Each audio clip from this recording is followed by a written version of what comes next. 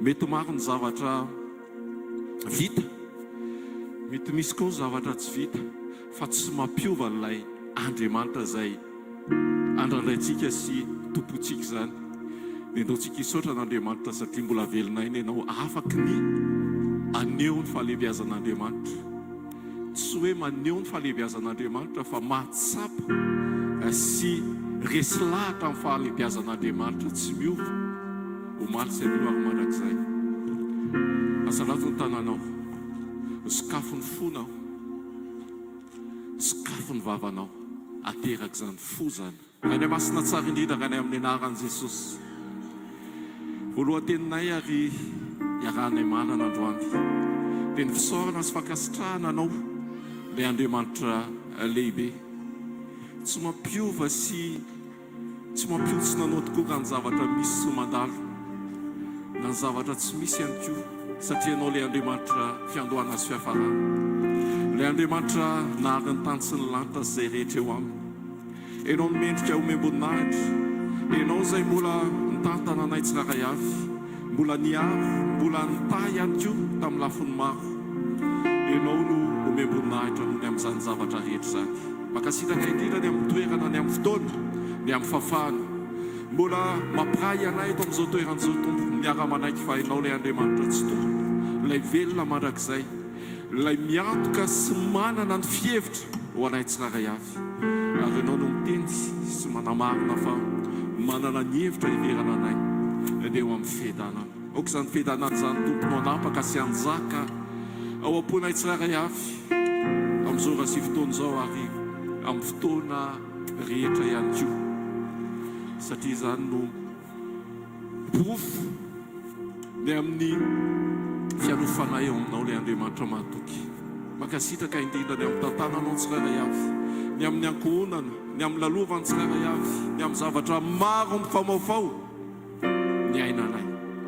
Nisaoranay anao satria izany ihany koa ny sitraponao dia nisaoranay amin'ny zavatra rehetra. Makasitraka indrindra ianao no mendrika ny dera sy ny aja ny voninahitra. Ndetina izay Andriamanitra androany tahaka ny tanimarina tonga eo amin'ilay mpanao azy, tsy manana ny safidy hoe ataovy tahaka izao izay na tahaka izao, fa ianao ilay mahafantatra sy ny mety indrindra ho anay. Ianao no amolavola, ianao no hikarakara, ianao no hanamboatra mba hahatonga anay tsiraray avy amin'izay tianao sy ankasitrahanao. Tsy izay tokoa ny fidy anao fa ny fitiavanao, ianao no mifidy anay tsiraray avy. Makasitraka indrindra satria tsy mijery anay amin'ny tsy famendrehanay sy amin'ny tsy fahatanterahanay ianao, fa ilay Andriamanitra mahita amin'ny farany hatramin'ny voalohany, ilay Andriamanitra manamboatra, mamolavola, ilay Andriamanitra manofo, manafaka, mampijoro, mampitraka, manasitrana ho anao rery ny dera sy ny aja ny voninahitra mandrakizay misandrata eto amin'izao toeran'izao ary manam-pava ao am-ponay tsiraray avinay androany. Amin'ilay fahefanao, amin'ilay fiandriananao, ilay mpanjaka, ilay mpanjaka, ilay mpanjaka mandrakizay ho anao ny voninahitra Tompo amin'ny anaran'i Jesosy. Amen. Salamo fahasivy amin'ny telopolo andininy fahafito. Izay no hoentintsika miara-miretina mezantsika voninahitra an'Andriamanitra ary anehoantsika hoe aiza tokoa ny fanantenantsika. Dia toizantsika ao amin'ny Salamo faharoa ambinipolo andininy fahaenina sy fahafito. Salamo fahasivy amin'ny telopolo andininy fahafito ary Salamo faharoa ambinipolo andininy fahaenina sy fahafito. Vakitsika amin'ny anaran'i Jesosy ary ankehitriny inona no andrasako Tompo, ianao no antenaiko. Amen.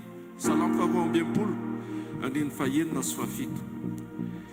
Amin'ny anaran'i Jesosy, izy tokoa ny vatolampoko sy famonjena dia fiarovana avo aho ka tsy mba hangozozo aho. Andriamanitra ny ankina ny famonjena sy ny voninahitra, ny vatolampoko mafy sy ny ahoko dia eo amin'Andriamanitra. Amen. Ianao ilay Andriamanitra izay fanantenana.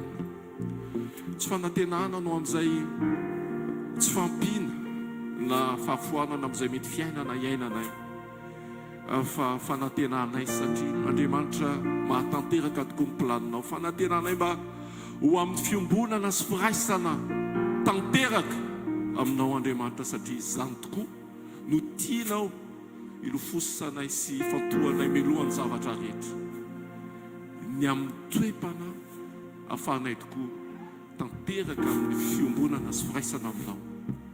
Izany ny ankinanay aminao ary izany no antenanay anao satria tsisy afa-tsy ianao, tsy amin'ny herinay, tsy amin'ny tanjakay, tsy amin'izay mety ho didonay, fa amin'ny fanekenay anokatra ny mombanay rehetra, manoloana ny fahefanao, manoloana ny fitiavanao, afaka hiditra lalana anatinay ka hazaka anay tompo.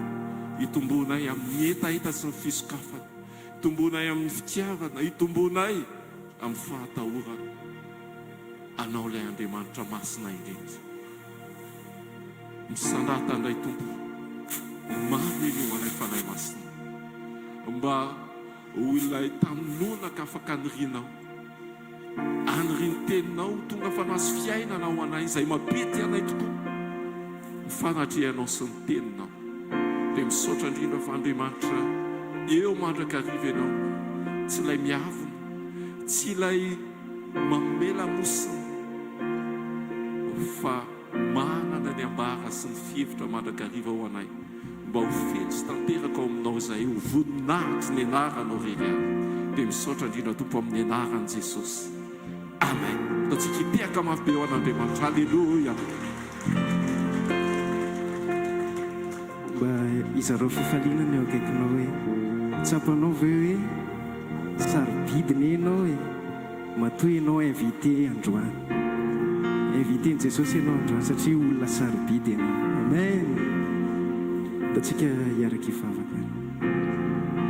Jesosy io mankasitraka anao indray zay ny amin'ity maraim-baovao izay omenao anay ity.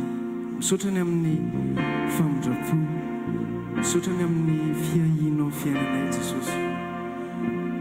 Vao mifoha maraina izay Jesosy dia matsapa fa tsara loatra eo amin'ny fiainanay ianao. Misaotra fa tena sarobidy ao anatin'ny fonao izay matoa invité eto amin'ity toerana ity androany. Iray latabatra aminao, nasainao Jesosy io. Tena tsara ianao Jesosy tena tsara loatra eo amin'ny fiainanay. Androany te hihira ny hatsaranao izay. Mankasitraka tompo. Alleluia. Dikanao tompo,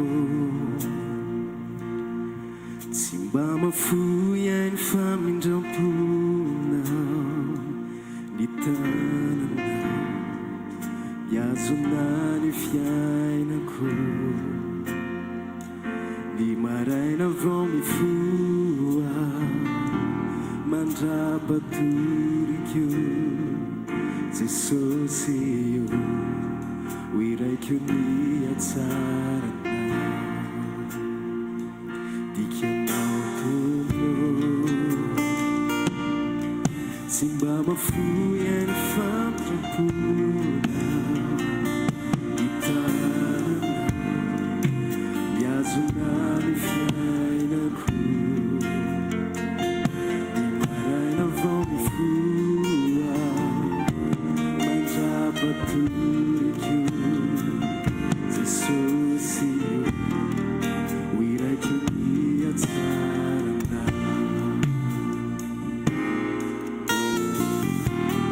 Dikanao teo amin'ny fiainako,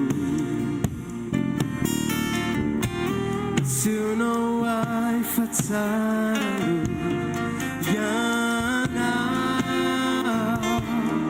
isaky ny miaina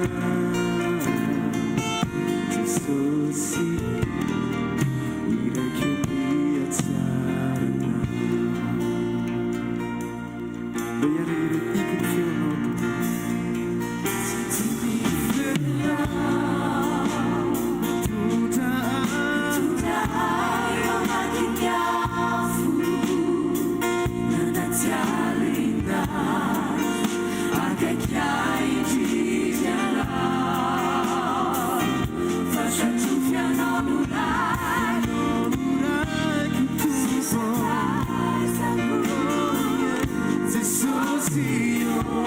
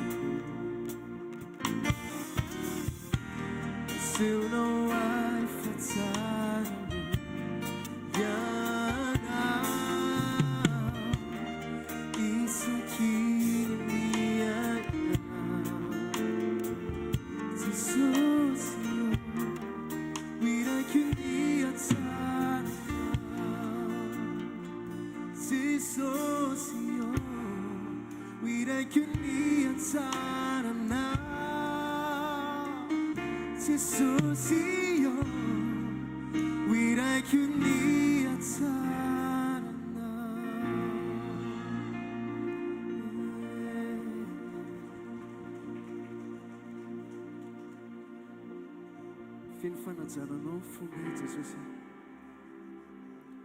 Ilay Andriamanitra sy mpanjakanay tsy misy tahaka anao. Ianao ilay Andriamanitra mahagaga, idiraina amin'ny fonay manontolo androany. Sandrany Jesosy. Andriamanitra mahagaga, ny zavatra nataony tany.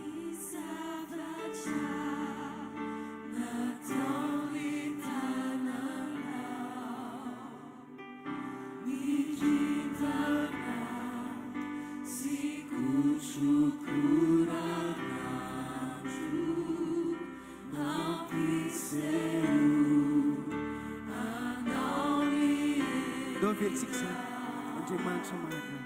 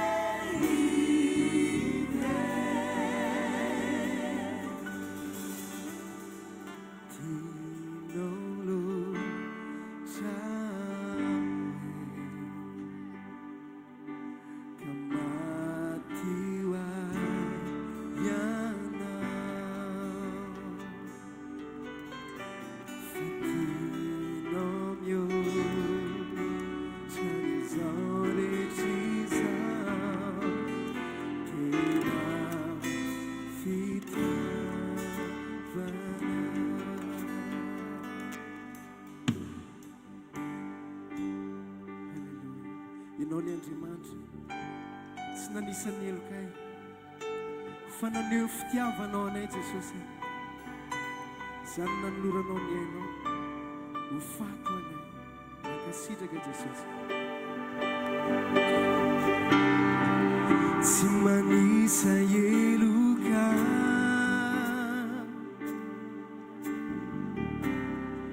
na mitanisa ireo tsinikio mijery ny atompo toy izany ianao toy izany ianao azy hoe tsy manisa eloka tsy manisa eloka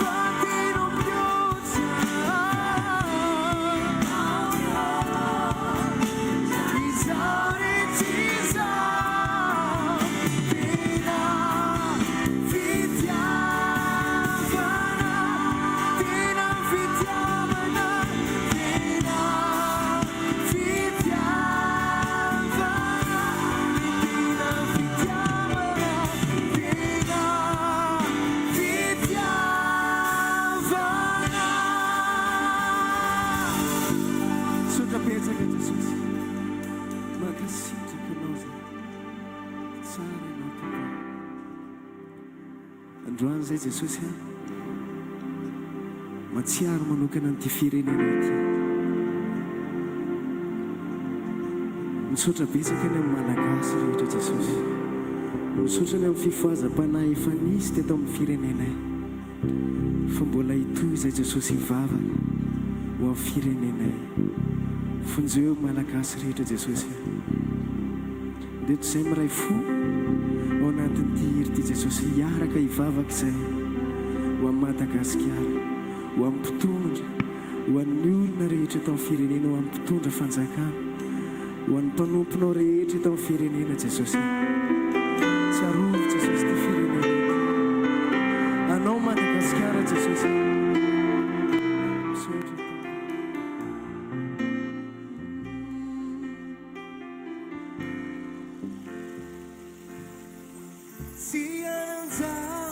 Maurisi yarivavaka trany an-trano io no lakana oety miampy hitondrany antsika magary kivikivy sakary isinao fatoro avamanana aminy anaran Jesosy andao ifanaiky fandray tanana aminy anaran Jesosy andao ifanaiky fandray tanana yara ivavaky sy mivadika diamanitry yara ivavaky kiamandra isokatriny lanitra Fatima Sukafi Rezana Nandanitra Akuna Nisi Apunya Pana Amnira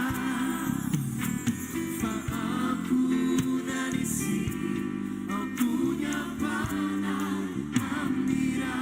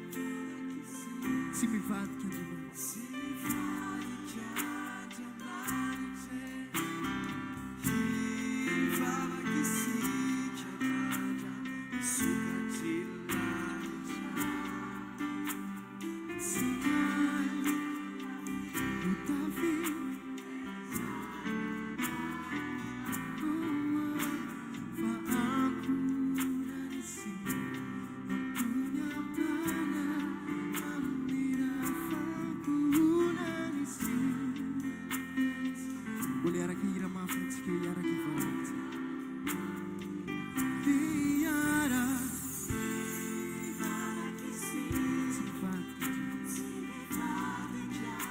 Jesus, ukutranga tão diferente na ti, Jesus. Que faz a panela mata das Deus se faz o canão para sair na Jesus. Tudo é diferente na ti, tu não sei. Jesus. Faguna di si, a punya pana amira. Faguna di si, a punya. Tu ya na mira ma fez que eu ia rivar matica. Iara riva que si mi fare chiade mani te. Iara riva que si chiamata. Bisogna tirare ta. Fazzi mai sulla fini. Reisa nella ganita. Faguna di si, a punya pana amira. Faguna di si, a punya pana amira. Faguna di si, a punya pana amira.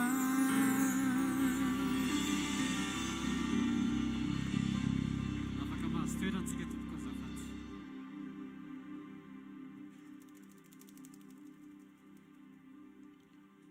Voninahitra ho an'ny tompakaitsotoa tamin'ny telo volana lasaka koa tamin'ny pasteur teto dia tsy salama mihitsy ny lamosiko fitiako mihitsy le tantara dia no mifara moa ty ozy pasteur zao angatahako lozy izy ijoro vavolombelo eto fa misy anakay sitranao dia za moa dia io moala mitolatola ihany dia telo volana zany zao a dia mijoa efa fafamisaka tamin'ny pasteur zao eny fa zao vao mijoro vavolombelona dia sitrana ny lamosiko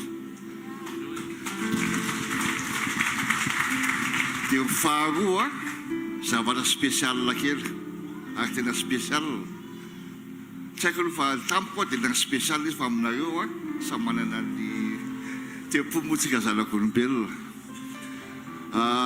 ray alarobia nisy baolina io coupe du monde io dia niatso ny namana sy ny havana ny zanako dia tonga tao daholo dia nijery Tchécoslovaquie contre Congo République démocratique dia 1-0 ny baolina matin'ny Tchécoslovaquie ary no nefa ho farana ny baolina eo amin'ny minute teo izao raha tsy diso nazo corner ny Congo dia mbola tsy mipetraka ny baolina dakan'le namana toko zany dia tapatsangana ohatrany tapatsangana tsy tompony tenako zany fa tonga dia niteny ajanona kely mozika anareo fambinareo mijery baolina ho faty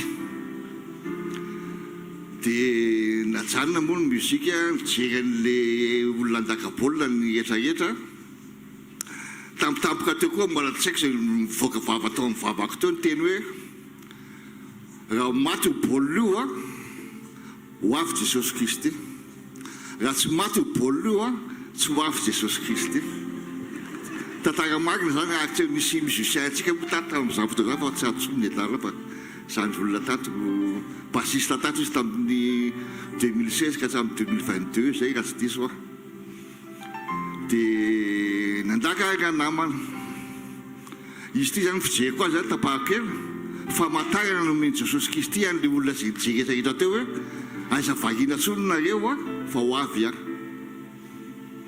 nidakan'le raha namana ary ny corner tery amin'ny le droite tery niakatra avy dia avy le baolina tratrany tetin'le mandeha maty le baolina nioraka daholo ny rehetrarehetra ao misy manao amen ao misy manao samy manana fiteny tao rehetrarehetra tao daholo ny olona rehetrarehetra dia io iaho hoe za roa mino fa tena ho avy Jesosy Kristy Tsampiteniteny amin'izao tsisy dikany fotsiny izy a satria zavatra tsy fanao sangisangy ny teny ohatran'izany fa tena mila lampitenenina zany dia ny teny zay ny tena marina. Dia voninahitra ho an'i Jesosy Kristy a fa dia samy miandro ny fahatongavan-dolo tsika mianakavy a ho avy le andro. Saotra tompo, saotra betsaka tompoko. Ndao tiaka mafon'ny Jesosy tsika.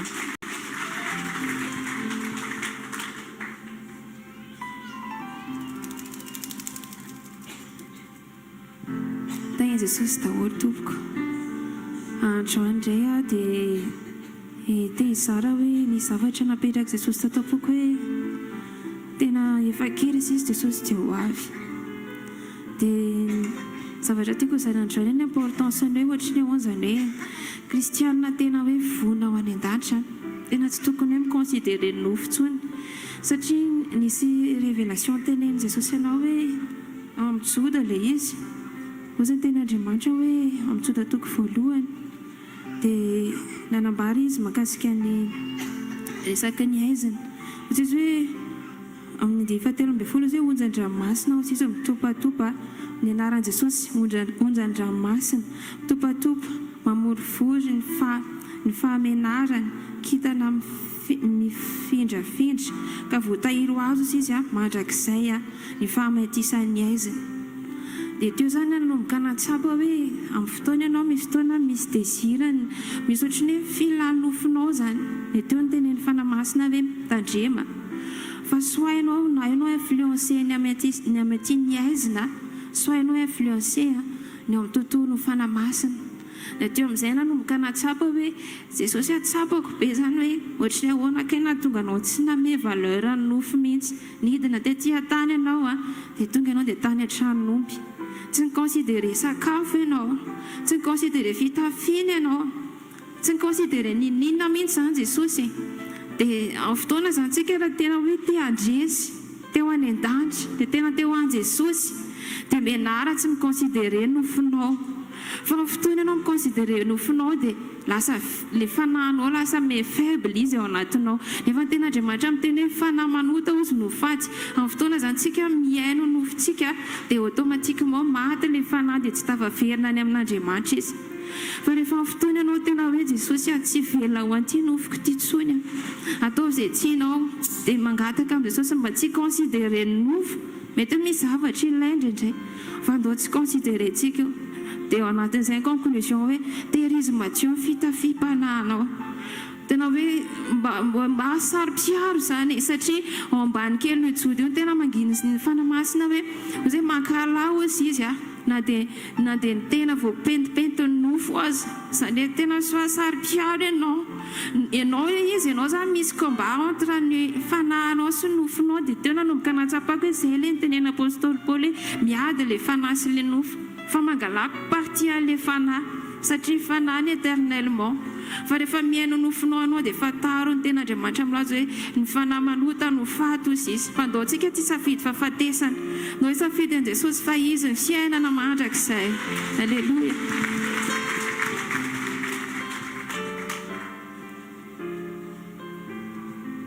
Alleluia.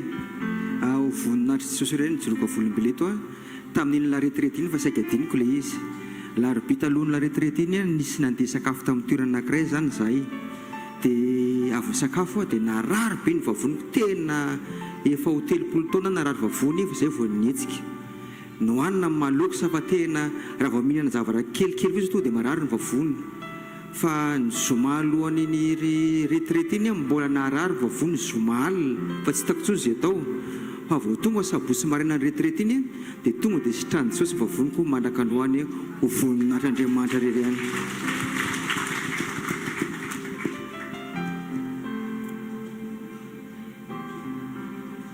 Ndao tiaka ho an'i Jesosy tsika.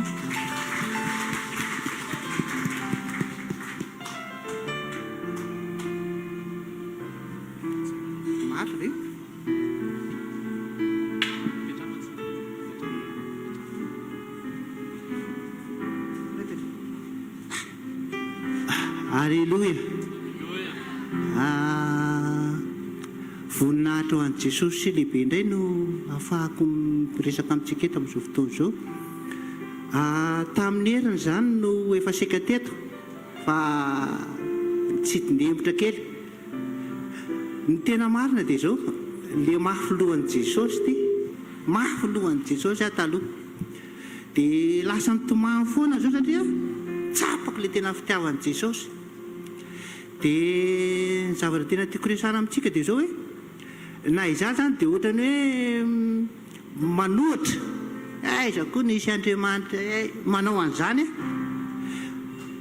dia nampiseho an'i Jesosy ahy mihitsy ny tena fitiavana.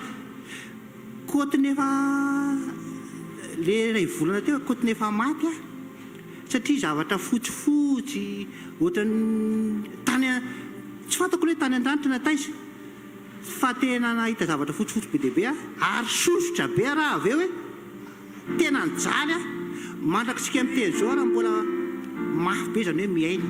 Tena teneniko atsika zany mafy be le hoe miaina fa mbola mivelomin'Andriamanitra. Dia le fahaveloman'Andriamanitra nataony tsapako mihitsy hoe misy mifainana mandrakizay. Fa za tena tsy de mino na dia io pastera miteny io ary dia ohatrany tsy de mino loatra taloha fa zao lasa matahotra reto lasa matahotra fa misy mifainana mandrakizay. Dia izay no antony resahako amintsika hoe tsy le farany ohatr'izao no zavatsika amin'Andriamanitra hoe ho alàna fa le tena fiainako, le tena fiainako hoe ao amin'Andriamanitra ve sa tsy ao. Ary kay tena tsapa hoe anisan'ny voavonjy fa taloha tsy mino an'izany sy Andriamanitra ny teny an'izany makatso makaroa fa tena misy Andriamanitra. Dia ny zavatra tsapa dia izao tonga dia tsapa atsika hoe misy fiainana mandrakizay. Dia tsapa mihitsy hoe tsy zavatra tahorako ny fiainako satria Andriamanitra miaro ahy, Andriamanitra momba ahy. Taloha tsy manao an'izany. Zao raha maty ary tsy matahotra le aretina tsy dia araraiko loatra izy io marina zany fa le Andriamanitra tena niaro ahy. Somary mangatsika dia mangovotra fa miara-tsiny indrindra fa za moa fiainana. Dia tsapa mihitsy hoe tena misy fiainana mandrakizay. Ary io fiainana mandrakizay io tsy vita le hoe iny fa mandeha mivavaka dia iny fa mikopakopa tanana fa sitrapon'Andriamanitra misy natao, sitrapon'Andriamanitra misy natao. Izy ihany mahafantatra dia nakoa mahafantatra hoe anisan'ny voavonjy raha androany avetsy ohatra reo mandeha amin'ny fiainana dia hoe manao ny ataoko fahazaran-dratsiko taloha ihany tsy voavonjy azo antoka be iny nandanako eto fa tena elana mihitsy.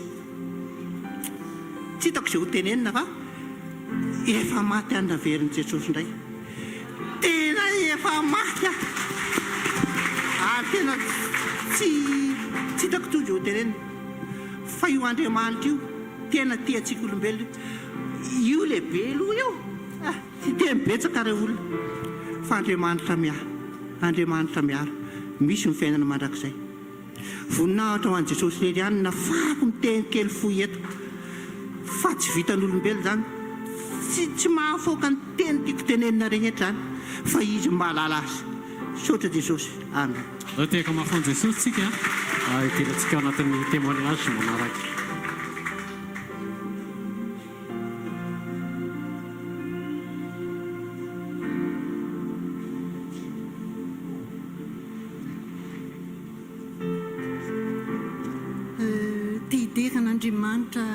Andriamanitra le tompony voninahitra, Andriamanitra tiana deraina mandrakariva zany. Izy ilay teny velona matoky, izy ilay tompo finoana sy manefa ny finoana, izy ilay natanteraka nanomboka zavatra tsara teo amin'ny asa tsara teo amin'ny fiainana ary izy no atanteraka izany hatramin'ny farany. Izy ilay teny manamarina ny teny Jesosy Kristy avy amin'ny Nazareta, ilay tsika. Tiako hijoroana vavolombelona dia ny zavatra nataony teo amin'ny fiainany rahavavy amin'ny finoana izay avy amin'ny fiangonana lasaina hoe lehibe zany a izay tenarany hoe kasiany zany dia nitarihany a dia lasa nanaraka sekoly tena zavatra mahagaga satria tena hoe fiangonana tsy mahalala zany zany le izy tena mariny dia tamin'le andro niatrehanay an'le fampianarana le sekoly ny fanasitranana lety ny pasteur Jao momba ny fanavaozana ny saina sy ny finoana an Jesosy Kristy izay niarahanay dia rehefa niravo zay dia ohatran'ny fanoanay zany famarafara sy momba n'le teny raisina zany dia tamin'iny andro iny zany nanatrika ny fahaterahan'ny zanadra vaviny izy dia tamin'ny 10 alina nandefa telefona tamiko izy zany safiritaka be hoe eto ambavaka fa tsy mety mifo le vehivavy ozy izy le zaza ozy izy efa mivoaka le vehivavy natao césarienne dia anesthésie générale tsy mety mifo izy ozy izy fa mba eto ambavaka dia eny aroa dia netiko ambavaka zany dia netiko tao amin'i Jesosy tamin'ilay finoana azy izy ilay fananganana matatra sanatria zany fa izy koa ilay fanatanteraka ny zavatra rehetra ny fasitranana sy ny zaka ny faharofo rehetra efa izy ilay fanteny hoe vita dia izy ilay fanasitranana zany no netiko nitondrako an'ilay vavaka zany dia raha dia nisaotra dia milamina dia lasa nanatrika ny torimaso zany fotoana fohy kely taoriana zay fotsiny dia nandray telefonina indray dia ozy izy tamiko hoe halleloia ozy izy tsara Jesosy ozy izy fa fo le vehivavy ozy izy rehefa ora maromaro ihany no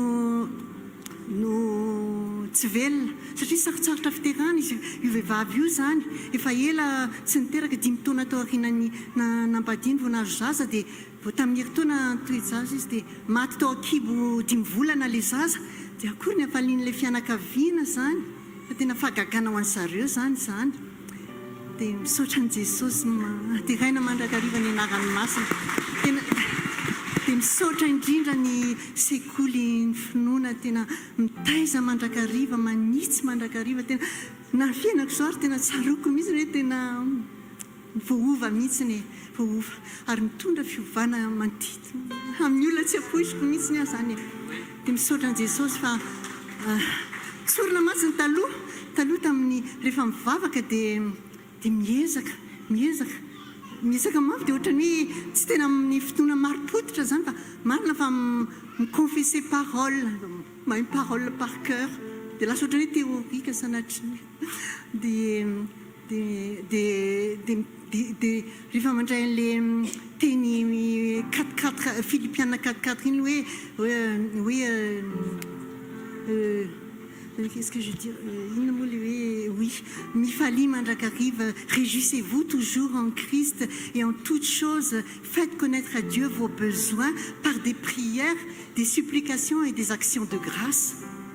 Dia rehefa nijereko kay le amin'ny teny gasy hoe amin'ny vavaka dia amin'ny finoana kay sy amin'ny fisaorana ay finoana les supplications tano moa sy miezaka mafy dia rehefa mahazo valim-bavaka dia ohatrany hoe faly sy misaotra dia ohatrany raisina ohatrany hoe valiny finoany tena zany sanatria dia rehefa tsy mahazo valim-bavaka dia kivy dia somary manamelo tena dia ohatrany hoe tsy ampy ny finoana zany fa zao zany efa nahitsin'Andriamanitra zany efa nahitsiny fanahy masina zany ilay finoana marim-potika zany dia finoany Jesosy velona Jesosy avy any Nazareta misaotra ny sekoly misaotra ny fanahy masina nampianatra mitarika mandrakariva manitsy misaotra teny Jesosy mba hiteka mafony Jesosy tsika témoignage farany pasteur Valo miarabantsika rehetra tany Jesosy daholo tompoko. Tsy mamela mahazo ny tenin'Andriamanitra tonga eto na ho an'iza na ho an'iza dia na iza ny ampitondray ny teny na zay mitory teny na zay mijoro vavolombelona dia tsy mamela mahazo ny tenin'Andriamanitra. Nisy rahalahy zay nijoro vavolombelona ohatrany tsy eto izy androany hoe nanao visite technique izy dia nareo ny fiainana eto amintsika eto Madagasikara fa tsy maintsy misy zavatra atao kely foana zany vao zay le kolikoly dia izy ny teny tamin'izay hoe zaho izy tsy nanao an'ilay izy noho ny amin'ny tompo. Rehefa nainao an'izay tonga dia mifona tamin'i Jesosy satria talohany joroan'io rahalahy io vavolombelona nanao ohatrany hoe nisy fiara natao mutation zany dia satria moa zany ianao tsolona zany rehefa nifonana le izy kamo dia miantsolona ianao hanao an'le izy dia rehefa mandeha an'le izy dia sura fa misy vola misitrisitrika any ananany dia vita aingana be le izy raha zavatra tokony ho vita 2 volana na 3 volana 3 andro dia vita le izy. Dia izay zavatra izay tena nifonako teo amin'i Jesosy le izy ary ilay fijoroana nataon'le rahalahy nanokatra ny masoko hoe ay za tsy nandeha tamin'ny fahamarinana kay tamin'izay zavatra nataoko izay. Dia mifona dia ohatran'ny Petera mampanantena amin'i Jesosy hoe ianao ne tena tiako fa tonga amin'izay ary le tokoa hoe tonga miverina amin'izay zany le fotoana hoe eto amin'izay ianao mila manao mutation dia aiza amin'izay ny lalana andehananao. Dia ozy mantsy Jesosy hoe andeha amin'ny lalana marina amin'izay dia zao za ihany aloha ny hanao an'le izy voalohany indrindra satria za manana fotoana fa reheto ny akamona fotsiny dia hoe hito ataovy aloha ary dia misy olona koa moa zany tena sarotra be io fa raha tsy izay ihany manao an'io vao mety io ohatran'izany dia ohatran'izao manao an'io dia ohatran'izao dia za aloha za ihany ny hanao azy satria za meny Jesosy fotoana dia ataoko le izy dia natao le izy dia nandeha nilamina tsara nandony vola tokony aloha any amin'ny fanjakana tsara mandeha tsara any amin'ny tokony ho lalina le izy. Dia rehefa avy amin'izay niditra tamin'ny dingana faharoa dia nandeha tamin'ny lalana normal foana niditra tamin'ny dingana faharoa dia tonga amin'ilay fotoana anankiray izay amin'izay. Ho anareo izay mety efa nanao mutation dia fantatrareo fa misy vidiny le fiara mila soratana eo. Manana safidy zany ianao na ianao andainga anena an'le vidiny fidiananao azy na ianao ametraka an'le tena vidiny eo amin'ilay izy. Dia mazava ho azy tsy maintsy safidy ametraka an'le vidiny tena izy. Dia na tonga tao amin'le mpikarakara taratasa dia ozy le lehibe tao hoe avisy atyny bitsibitsika izy fa manenina no soratana io prix an'io dia za manjazaka io no fidianako azy dia tsy maintsy io ny soratako raha vao tsy izay ny ataoko dia mandainga zany dia ka lafo be ozy izy raha vao izay netra tsy maintsy aloha dia aloha zany le izy rehefa lafo dia izay zany ny atao dia naloha le hetra teneniko aminao fa le hetra naloha mbola lafo no le raha andeha ataoko hoe zavatra anankiroa no natao tany aloha dia ray fotsiny natao dia mbola lafo mbola lafo no le naloha tamin'le anankiray ny laloha tamin'le amin'le anankiroa ny laloha tamin'le anankiray fotsiny. Dia be dia be moa no milaza na le olona teo ny tena efa maninona ny atao an'izany afaka atao mora ny afaka atao an'izao dia naneo an-tanàna ary miteny hoe ahoana ny atao an'izany indray ny olona namana ary miteny izay indray aloha tsy mba mandohetra izany fa raha azonay atao satria fitianany zareo 4-4 fotsiny dia ozy hoe eny fa tsika menimenina nefany tsika ve tena manao ny marina tsika ve tena mandeha amin'ny fahamarinana zay vao menimenina dia andao andeha amin'ny fahamarinana fotsiny fa tsy maninona na maty antoka rainao satria tsy hoe ho reharehanao le izy fa ho an'i Jesosy ny hanaovanao an'le izy.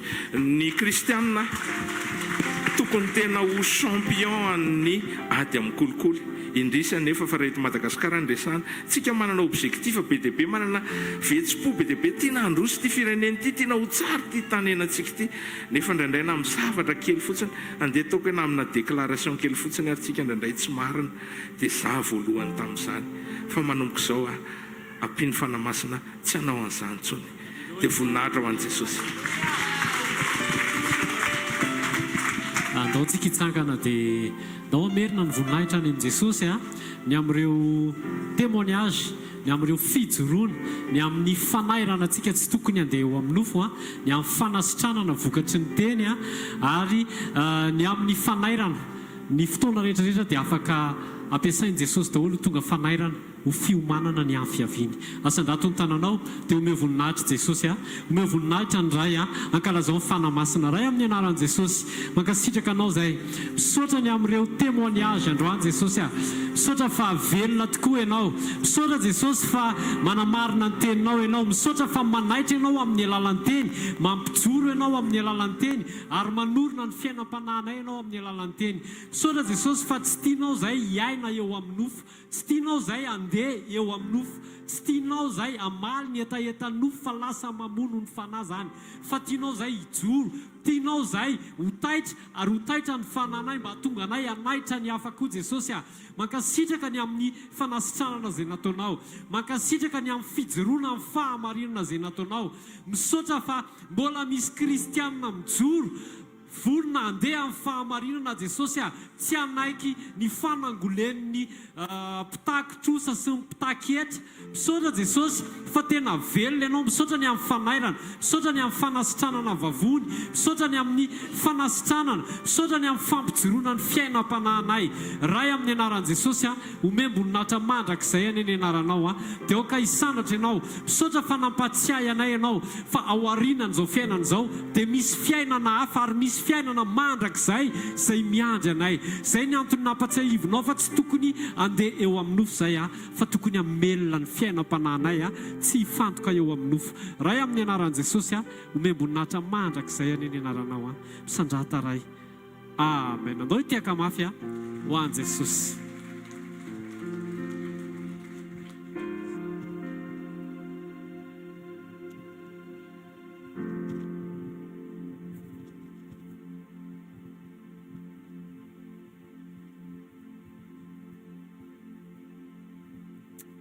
Alléluia.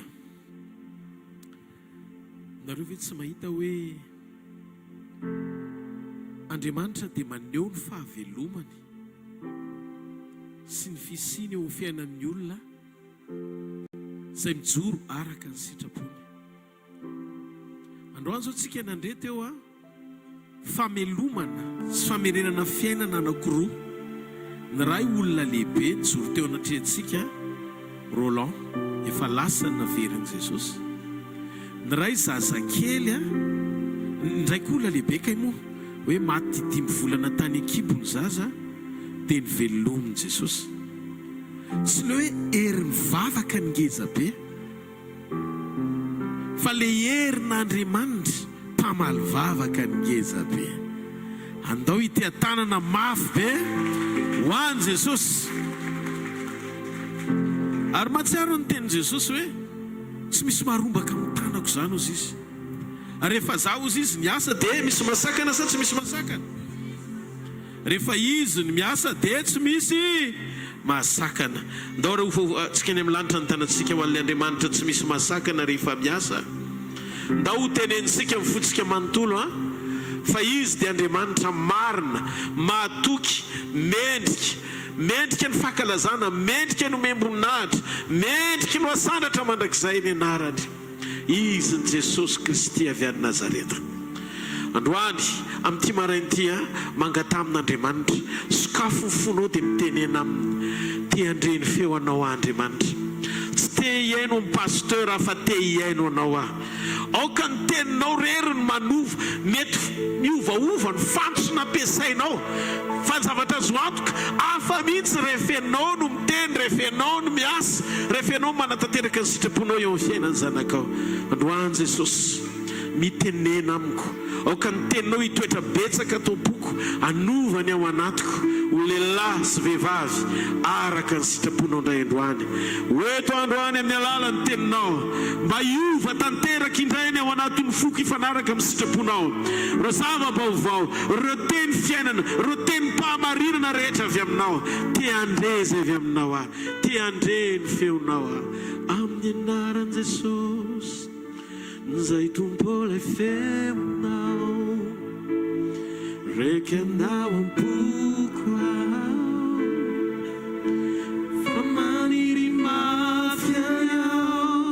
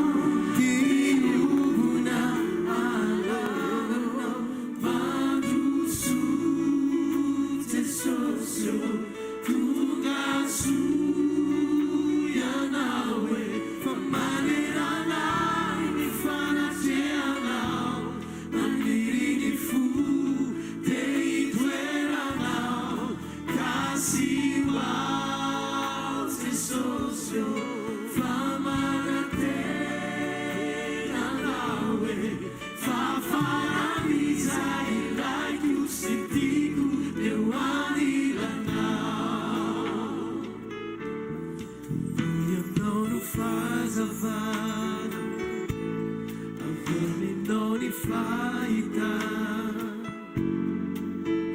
ny takalom-pitiavana no mirotsaka ao am-poko tomboyanao no fazava avy aminao ny fahita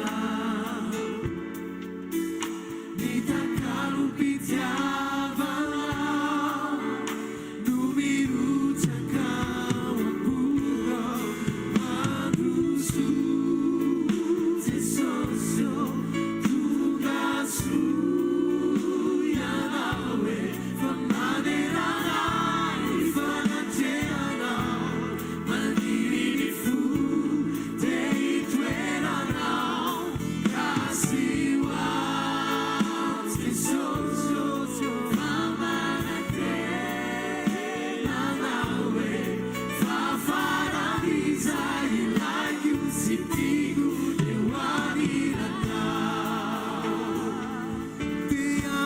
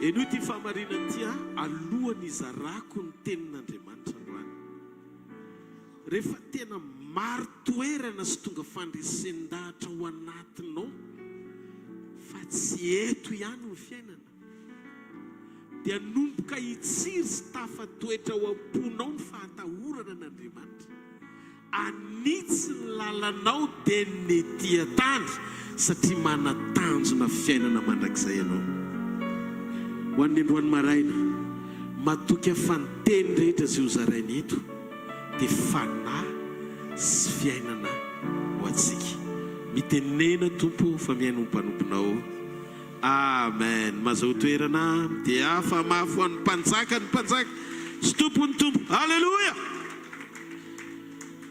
androany maraina manokana dia zara amintsika ao anatin'ny fotoana fohy ny ten'Andriamanitra nampitondraina ny lohateny hoe miaina ny fahalehibiazany ao anaty union na iray aminy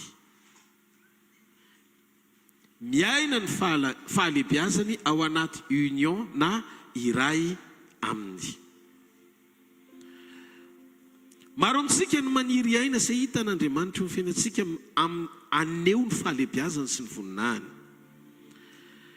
ny marina momba an'Andriamanitra nefa dia izao ny antom-pisin'ireny afo lalovantsika ireny tsy loza akory fa Andriamanitra manomana antsika amidingana isehoany voninahiny zany hoe isehoany fahalehibiazany amin'ny fanamboarany atsika ao anaty misy zavatra tian'Andriamanitra amboarina ao anatinao izay zavatra lehibe sy ambony lavitra noho ny zavatra tiana ho amboariny ety ivelany ny zavatra tiako ho tsapantsika dia izao ny fisehon'Andriamanitra mikerity velany eo amin'ny fiainantsika dia tsy mahafeno mifepetra nehoana ny fahalebiazany eo amin'ny fiainantsika. Fa ny fahalebiazan'Andriamanitra rehefa miseho ny fiainan'ny olona manana toepanahy araka an'Andriamanitra izay maneho ny fahalebiazan'Andriamanitra dia tadideo lasa tonga karazan'olona ianao miaina sy feno ny fanetretenany. Fantatrao ve fa Mosesy nampandalovina désert aloha na efitra vao tonga libérateur. Nisy taony Davida tena nilaza mihitsy eo amin'ny Salamo 7:20 eny fa na dia mandeha mamaky ny lohasahaliko ny fahafatesana aza dia tsy atahotra ny loza fa ianao no amiko. Izany hoe reny aliko ny fahafatesana lalovantsika reny dia lalana vakivakitsika eo amin'ny fiainana ananatsika antoka ny mahaeo azy, satria ny tiany ho hita tsy tsika babon'le aloka dia resin'le aloka hoe inona ndalo aliko ny fahafatesana fa na tsy maintsy fahafatesana.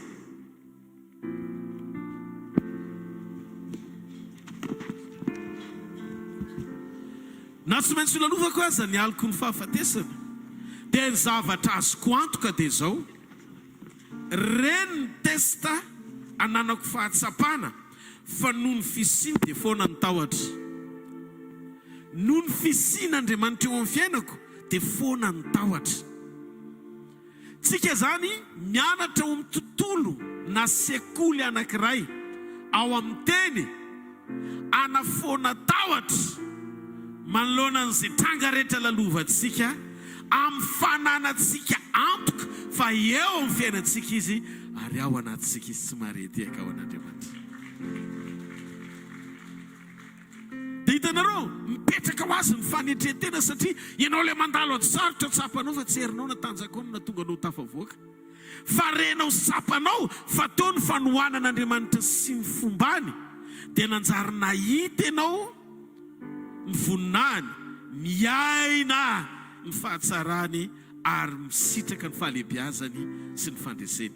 Josefa nandalo vovo, nandalo fonja. Eli nandalo renirano ny Kerita, niafina mosary. Iana nitarairoatranao eo amin'ny tempolo satria momba. Ny mpianatra niafina tao amin'ny efitra ambony rihana matahotra fanenjehana.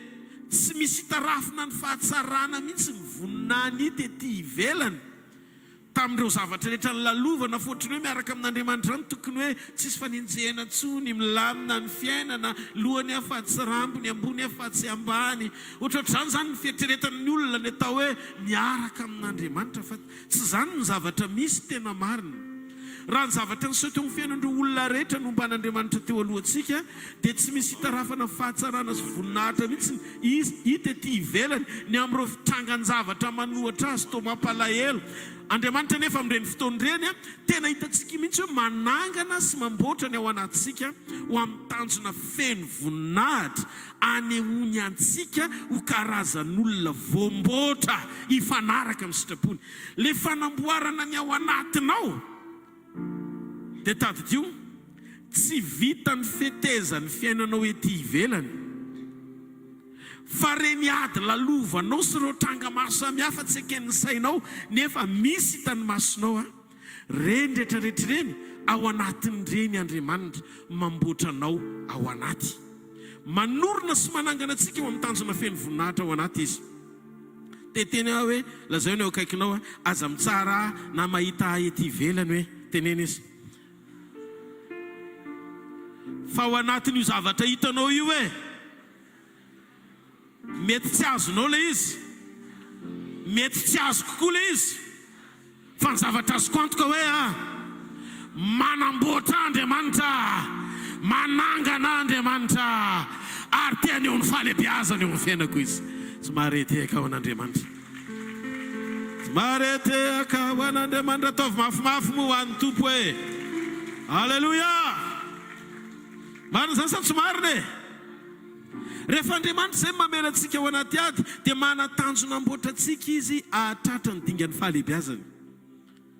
Andriamanitra te hivaka zatra amintsika ary ny lalana nanganiny antsika eo amin'ny dingan'ny fahalehibiazany dia tsy atombony amin'ny fanomezana anao eto an-tany fiainana confortable, zany hoe fiainana mety aminao. Ny tena ahafahana misitraka ny fisian'Andriamanitra sy ny fanampiany dia manomboka amin'ny fananantsika toepo feno fiankinana aminy. Feno fiankinana aminy. Ianao zany mila manana an'izay ao anatinao, feno fiankinana amin'Andriamanitra. Raha tiantsika zany ny fanotronan'Andriamanitra. Andriamanitra manotrona, ny dikany Andriamanitra manotrona, Andriamanitra miasa, manatanteraka ny fampandresenantsika amin'ny alalan'ny fidirany an-tsehatra momba antsika amin'ny zavatra rehetra. Zay ny atao hoe fanotronana. Samy hafa tsy ny atao hoe présence, fanatrehany. Eo ny fanatrehany na eo ara ny aiziny. Dikan'izay na misy problème azy ianao na mafy biaza ny zavatra lalovanao tsy midika hoe tsy eo Andriamanitra. Fa ny hoe manotron'Andriamanitra, mietsika Andriamanitra eo amin'ny fanatrehany, miditra tsehatra izy momba anao. Jesosy nefa niteny fa momba antsika mandrakariva izy ambara-pahatonga ny fahataperany zao tontolo zao. Midika fa na mety na tsy mety amin'ny saintsika ny zavatra hitany masontsika sy ainantsika androany dia tsy mampiova ny zavatra lazain'Andriamanitra ho fahamarinana ao amin'ny teniny hoe momba antsika mandrakariva izy. Rehefa une fois tsika indray mandeha nanaiky nanolotra amin'ny fiainantsika sy ny fontsika ho an'Andriamanitra. Midika ny olo ny fanotronana tondro Petera ohatra dia nesoron'Andriamanitra mihitsy ny amin'ny fiankinana amin'ny zavatra na amin'olona. Zany no antony mahatonga antsika misy fotoana mandalo fahafoanana sy olana. Zany no mahatonga antsika misy fotoana mandalo fanoliana. Satria hitan'Andriamanitra fa ny finao mitady hipetraka aman'olona mihoatra noho ny fitoeranao ao aminy. Atsangany an-tanan'izay mandeha ahako. Hiditra lalindalina amin'izay aho. Misy fotoana anao avelana ohatry ny tonrery zany tsy misy nizan'izy. Tsy hoe mampahory anao izy, fa te hanova ny fahatsapana sy fandresen-dahatra ao anatinao izy mba hiankina aminy tanteraka. Zay ny antony tokony tsy hatonga ny fonao ho tezitra aman'olona, fa manantona an'Andriamanitra bebe kokoa. Ozy izy lerana bavy teto, nofo manohatra ny fanahy, ny fanahy manohatra ny nofo. Ny antony ao anaty fanginana no andrenesanao ny feony, ary ao anaty fanoerana no ahitanao ny heriny miasa. Ao anaty tranga sy fahaverezan-kevitra no ampahatanjany ny finonao, ohatra ilay fiasany ao anatinao. Ny fiasany ao anatinao, io zavatra mitranga manahirana io, mibostanao Andriamanitra hampatanjaka ny ao anatinao. Zay no mahatonga nyreny karazam-paharetana iainantsika sy lalovantsika ireny miatrika ny fiainam-panoerana sy ady lalovanao eto ambonin'ny tany. Fananin'Andriamanitra tsy tonga dia mivavetivety ilay izy, satria mamboatra ny ao anatinao izy mba hatanjaka mponoana. Avelany ianao andalo sedry isan-karazany, mandra-panjavony lay ianao eo amin'ny nofo mba hiseholy le olom-baovao ara-panahy miafina ao anatinao tamin'ny fahateram-baovao. Mafantatranao ve fa miady le olona taloha sy le olom-baovao? Le olom-baovao ane le nateraka indray ao anatinao e. Le olona maneho zato isan-jato an' Jesosy Kristy. Fa le olona taloha iainanao androany, mila maty aloha, anisan'le teny ao amin'ny Korintiana faharoa toko 10:7 hoe efa lasa ny zavatra taloha ary indro tonga vaovao reo. Le olona taloha io misisika maneran'Andriamanitra maly anao araka ny sitraponao io. Fa le olom-baovao le te haneho an'i Kristy sy ny fandreseny ary ny fahalehibiazany, miatrika an'le fanoerana ao anatin'ilay ady tiana ovahana vetivety. Ny manahirana an'Andriamanitra tsy le olona taloha avoziny fa le olom-baovao aseho. Tsy mareteka ao an'Andriamanitra. Melohan'ny zavatra rehetra, melohan'ny zavatra rehetra, melohan'ny zavatra rehetra ho ataon'Andriamanitra amin'ny fiainanao, dia aoriny aloha le olona ao anaty iaina tafasaraka amin'le olona teo aloha. Tsy misy idirany amin'ny zavatra mitrangy zany, fa fananganana nao ao anaty mba hisehoany le tena voninahitr'Andriamanitra sy fahalebiazany eo amin'ny fiainanao. Raha mamaky vanim-potoan-tsarotra ianao zany, dia aza heverina ho sazo foana, fa hevery hoe manomana Andriamanitra ho amin'ny tanjona pahery ao anaty anehoana ny voninahiny. Raha resy lahatra ianao dia tiako ite-tanana mafy ho an'i Jesosy. Amen sa tsy amen moa e. Firy aloha resy lahatra tena zany mihitsy le izy. Atsangany an-tanan'izay resy lahatra tena marina zany pastera. Amen. Zay ny any tiako hoe anairana antsika fa ny fahalebiazana eo mason'Andriamanitra tsy azo faritana amin'ny zavatra mitrangy ety ivelany. Betsaka amintsika mantsy no misaina ohatry zao hoe ny atao hoe mpanompoandriamanitra lehibe dia ampiasain'Andriamanitra lehibe.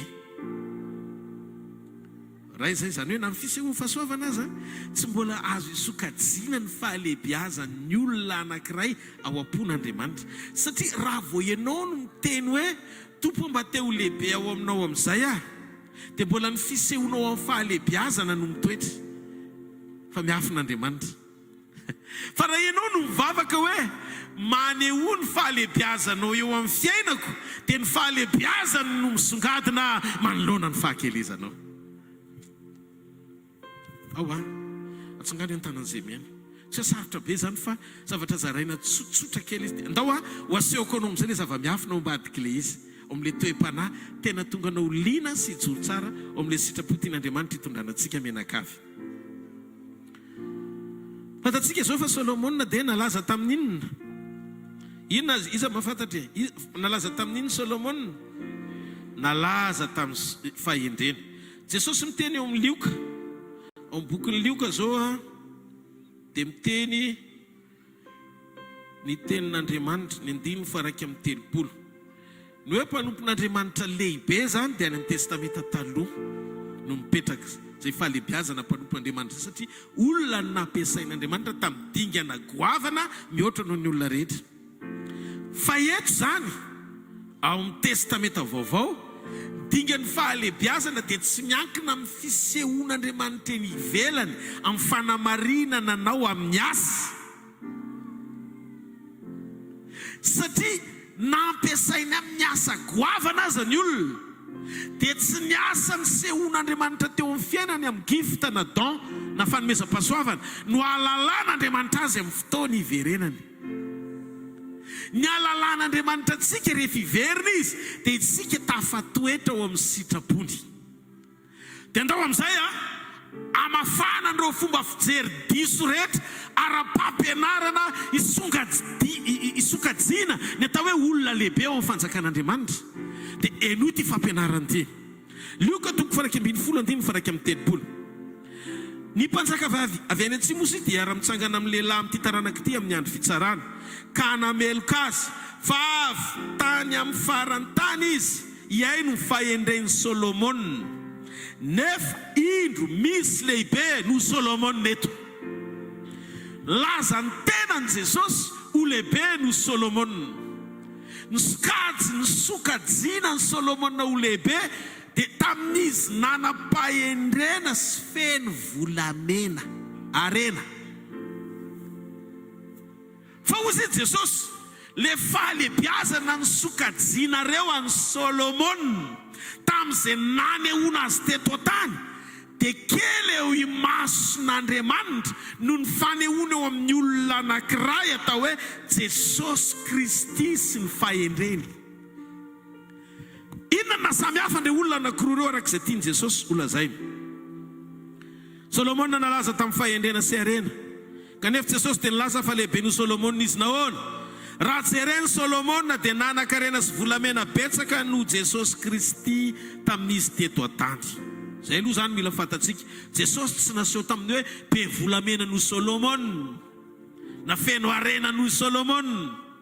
Raha tamin'ny fisehoany maolona, raha jerena ny dépensany sy ny fiainany sy ny déplacementny sy ny zavatra rehetra niainany Jesosy tamin'izany, dia hita hoe tsy nanan-karena noho Solomon nisy. Teo amin'ny maha-olombelona ny resako eto. Nisy taona nanan'olana ara-bolan-doava akety Jesosy ny mpianany.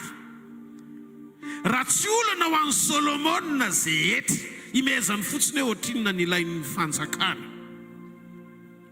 Fa zao Jesosy nandalo olana ara-bola amin'ny fandoava akety, hitatsika zany tamin'ny fotoana anankiray nilan'ny Petera fahagagana. Nahatonga an' Jesosy naniraka amin'ny Petera anjono mba andoava aketa tamin'ny fanjakana Romanina. Kanefa ozy izy tsy miankina amin'ny firenteneny ivelany sy ny fahafenony zavatra ilaina. Le maridefim-panehoana ny atao hoe fahalebiazana. Tsy hoe lehibe izy satria nanambola mihoatra noho Solomon. Fa ozy izy Jesosy lehibe noho Solomon izy. Eto Jesosy te hanaitra amintsika fa io fahalebiazana io dia tsy faritana amin'ny habetsahany zavatra ananana, fa afa mihitsy ny fijerin'Andriamanitra ny atao hoe fahalebiazana. Ozy izy Paoly, Kristy ato anatsika ny fanantenana amin'ny voninahitra.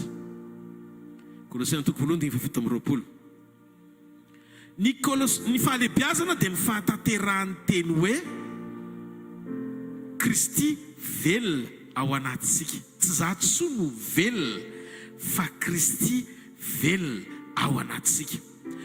Dinga ny tarafana ny voan'ny fahalebiazana eo amin'ny fiainan'ny olona anankiray nateraka indray dia ny fahafenoany fepetra mpanehoana ny fahalebiazan'Andriamanitra sy ny fahavelomany eo amin'ny fiainan'ny olona eo.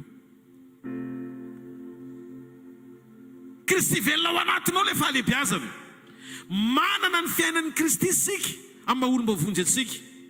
Ary fataro fa rehefa ao anatsika Kristy dia mety ianao ilay olona matanjaka mety ianao ilay olona tena hoe mitanjaka tsy miakanjo, fa ianao ilay olona be voninahitra. Fa ny hafa mety mianjaiky fa tsisy voninahitra. Averiko, ny hoe olona manana ny fiainan'ny Kristy ao anatiny dia tsika olombavonjy nandray an'i Jesosy. Rehefa ao anatsika Kristy ka velona ao anatsika dia mety ho ianao ilay olona mitanjaka tsy miakanjo, fa ianao mibe voninahitra indrindra eo mason'Andriamanitra. Fa ny hafa mety mianjaika tena hoe tena eo an'izany fahatsarana zany ety ivelany, fa ny mason'Andriamanitra mahita n'iny olona hoe tsisy voninahitra. Eto zany ny voninahitra tsy faritana amin'ny hoe inona ny misy na inona ny tsy misy. Fa eto ny voninahitra faritana amin'ny hoe ataizany fatra ny fahavelomany Kristy sy ny fahafenony ao anatinao. Meko ohatra tsika, ohatra faran'izay tena akaiky indrindra. I Adama ny akanjo rehefa nanota fa tsisy voninahitra. Adama ny tanjaka nefa tao anaty union fa feno voninahitra.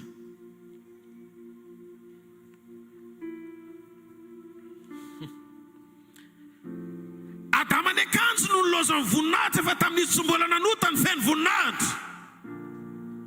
Ny ota mitondra anao amarita ny fisian'Andriamanitra ny fabetsahany zavatra ananana. Fa ny voninahitr'Andriamanitra sy ny toe-panahy mampijoro anao tsy hamaritra ny fahalebiazany ny fisian'Andriamanitra eo amin'ny fiainan'ny olona abetsahany zavatra ananany, fa ny fijoroany amin'ny fahafenony fisian'Andriamanitra eo amin'ny fiainany. Mafantatrareo ve fa nioaran'Andriamanitra lavitra fa ny ahatonga ny olona iankina amin'ny zavatra,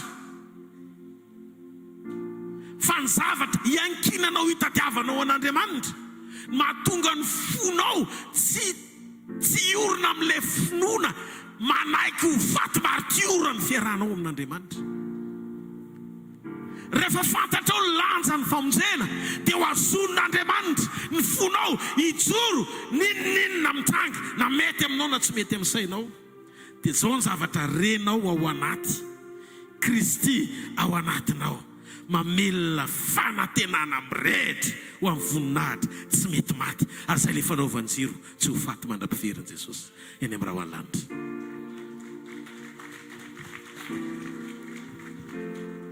Zao tadidio, raha vao io fonao io mandray tsiraisina ka manaiko ampiasain'ny devoly amin'izay zavatra mahaterika mampidina anao eo amin'ny nofo, dia masom-panahinao tsy misokatra mahita ny fahatsaran'Andriamanitra.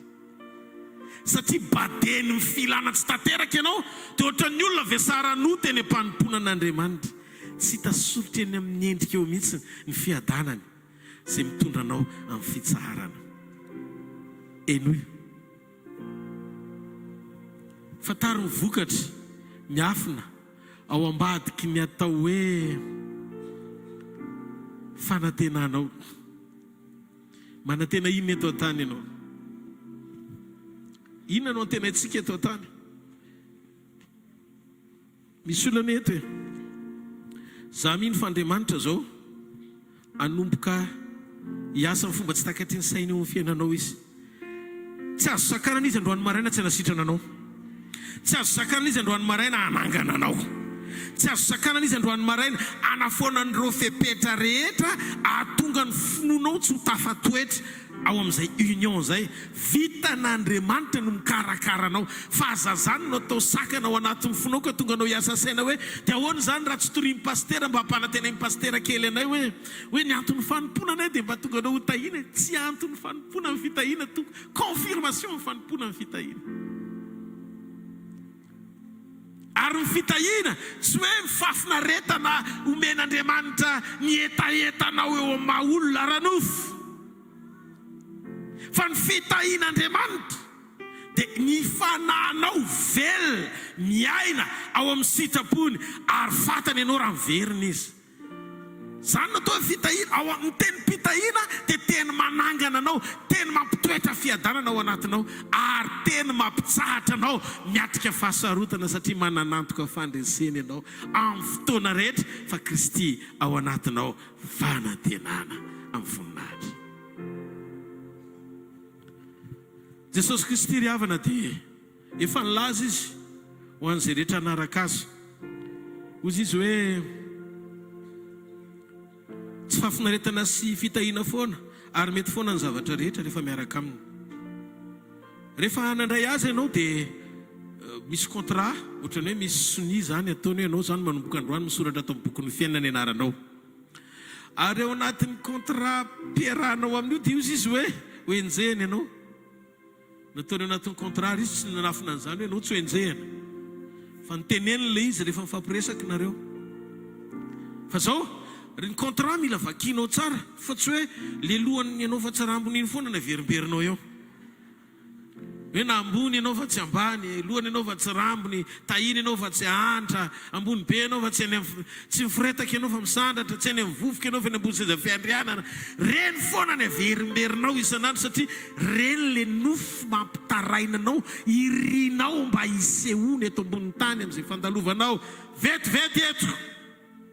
Neny Jesosy anefa tsy zany, fa niteneniny ao anatin'ilay contrat daholo talohan'ny fotoana iarahanao aminy reto daholo ny zavatra hitranga.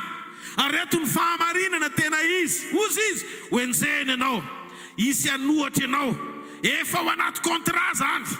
Ary ny olantsika dia tsika tsy mamaky contrat tsara vao manomboka. Ny ianao dia fisandrantana foana, voninahitra foana, fitahina foana ny amenina aminao.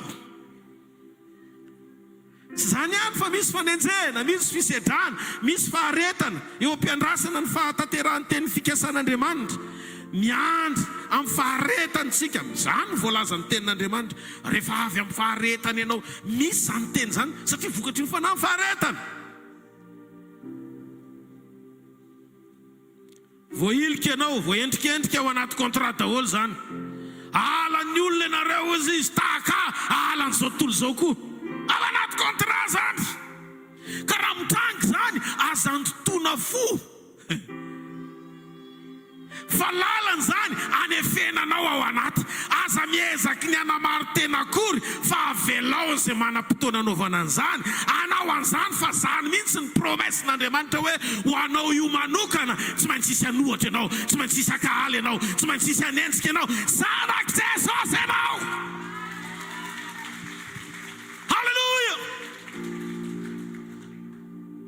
Ao anaty contrat zany. Rehefa hiaraka amin'ny Jesosy, hiara-iasa amin'ny Jesosy, ho ao amin'ny Jesosy, hiombona amin'ny Jesosy, mamaky contrat tsara alohan'ny anao signature.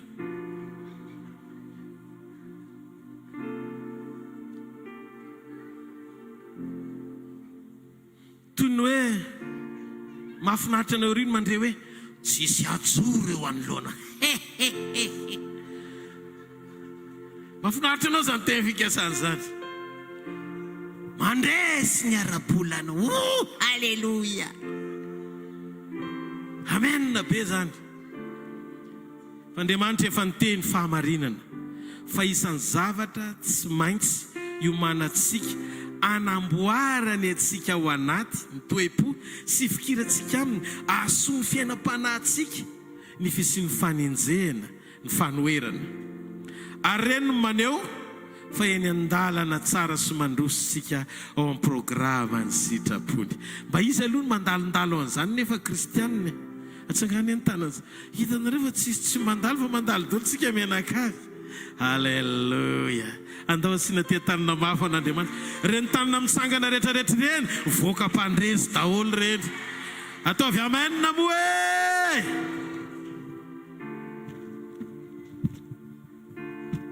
Ao tsara ve tsika e?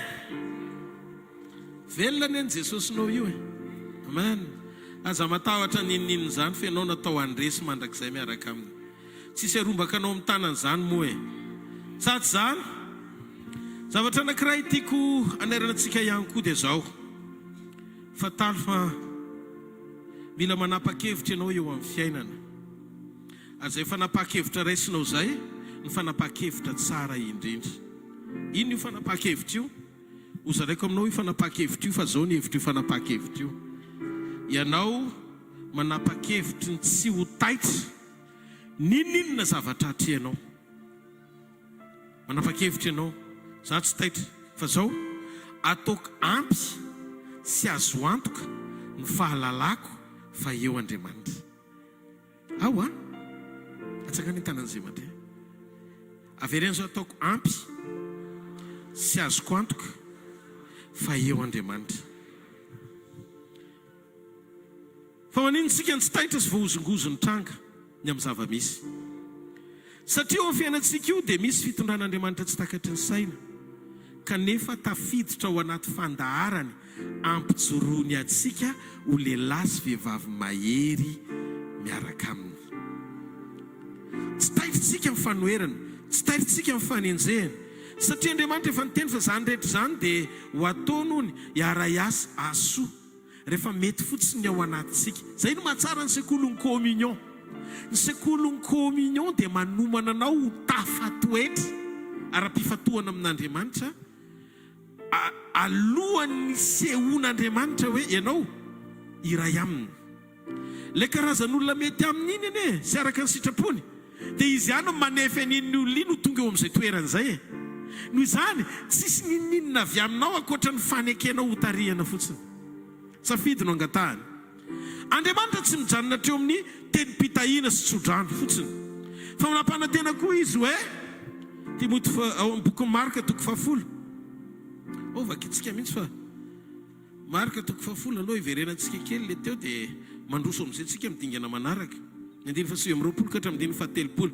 Ho Jesosy, lazaiko aminareo marina tokoa, tsy misy olona efa nahafohitrano na rahalahy na fo io izy na rahalahy na anabavy na reny na ray na zanaka na tany no ny amiko sy ny filazantsarako ka tsy andray teny fikasana avy zato eny amin'izao andro ankehitriny zao. Izy no niteneny zany dia trano, rahalahy, anabavy, reny, zanaka sy tany dia nataony akoho mba nifanenjehana.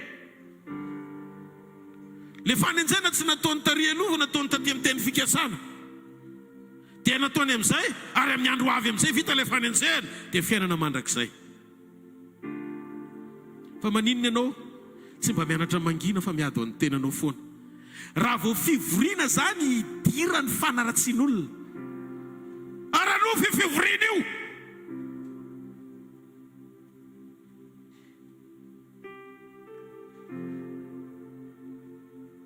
zareo no masonao kaikinao dia ahoana zany.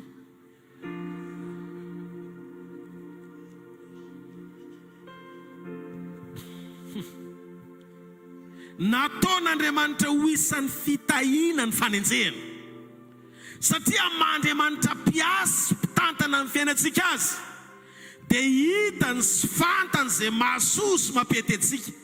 Misy lalana tsy vitanao ao anatin'ny amenina fotsiny ny anangananao amin'izay dingana tiana hitananao izay fa ilana ny fanampiana. Noho izany mila mampanaiky ny ao anatinao ianao fa Andriamanitra mpitantana sy manam-pahefana zato isan-jato amin'ny fiainanao aloha izy ama-Andriamanitra souverain azy. Awa tsy ary tomombana amin'ny toem-panaraka an'Andriamanitra avokoa ny olona rehetra eo ampanompona azy. Raha mety tsy tanteraka avokoa ny zavatra rehetra dia toy ny hoe ambinina, tahina, lohany fatsorambina, feno fahasoavana fotsiny dia ampy. Sainao ne Paul Paul tsy tanteraka teo amin'ny toem-panaraka ny ilan'Andriamanitra azy raha tsy nisy tsilo avy amin'ny Satana ny lavin'Andriamanitra tsy hoe sorony. Toy ny nampahory azy teo amin'ny nofo araka ny teniny. Korintiana 2 verimberina eo isika fa tsy avelantsika raha tsy voaraintsika ampongadiny lesony eo. Ary fandrao irearea noho ny apetsaky ny fanambarana. Apetsaky ny fanambarana zava-panahy, firiariana toe-panahy. Nasiana tsilo teo amin'ny nofoko iraky Satana amely ahy fandrao irearea. Nangataka tamin'ny topitelo amin'ny 19 mba elan'izany amiko. Nefa hozy izy ampanao ny fahasoavako fa ny heriko dia tanterahana amin'ny fahalemena eo. Ko maika sitrako ny irearea amin'ny fahalemeko mba hitoera ny herin'i Kristy amiko. Ko finaritra amin'ny fahalemena, amin'ny fampahoriana, amin'ny fahaterena, amin'ny fanenjena, amin'ny fahantrana noho ny amin'ny Kristy fahalemeko ny fahatanjahako. Atsaka ny tanan'izay tia Andrea amin'izay fa anazavazavatra tena spesial be androany maraina. Jereo rehefa fantatsy Paul ny volonté parfaite n'Andriamanitra, ny sitrapon'Andriamanitra tanteraka tao ambadiky le tsilo tsy tiany fa tiany hoe soron'Andriamanitra nangatany intelo dia nivadika ho fankasitrahana, nivadika ho fankasitrahana le fitarainana enoy. Zany hoe Paul dia lehilahy mandray fankasitrahana avy amin'ny fahalalany sitrapon'Andriamanitra momba azy fa tsy avy amin'ny vahaolana andrasany avy amin'Andriamanitra.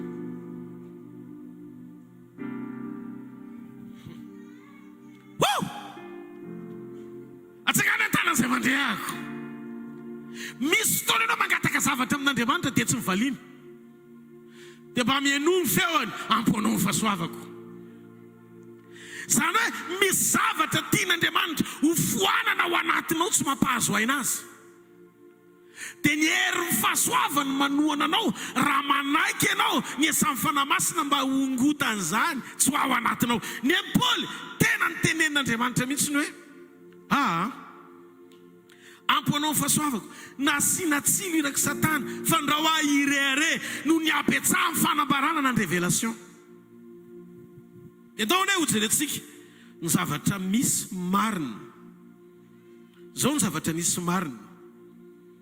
Ozy izy Paul ko dia finaritra etereto.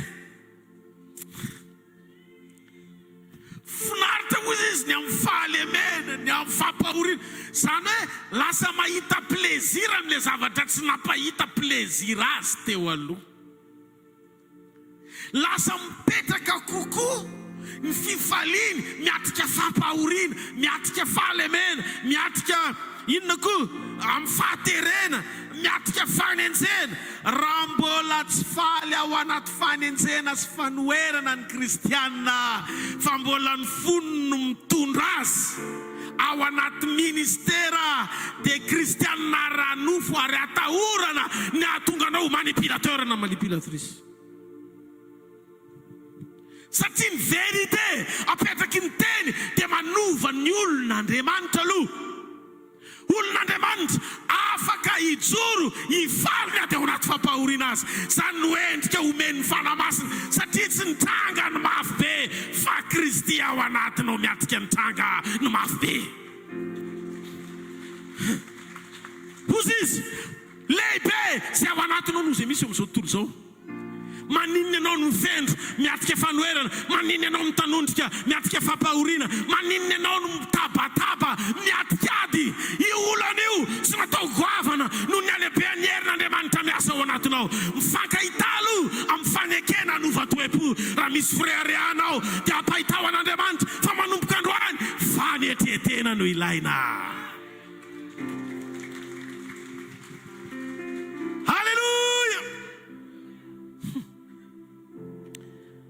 Ao ambadika io aty sy fanoherana, fanenjena, tsy lolalovanao io, dia misy fahatsarana sy tanjona tian'Andriamanitra tsara lavitra na dia tsy ekeny sainao azy. Paoly napahitan'Andriamanitra dia fantany fandrao irearea. Hitan'Andriamanitra zany fa Andriamanitra fahavalon'ny preare. Jakoba toko fahefa hitan'ny Paoly fa izy fahavalon'ny preare. Andriamanitra manohatra mpiavonavina fa manome fahasoavana ho amin'ny manety tena. Toe-panalo fa tsy hoe be révélation.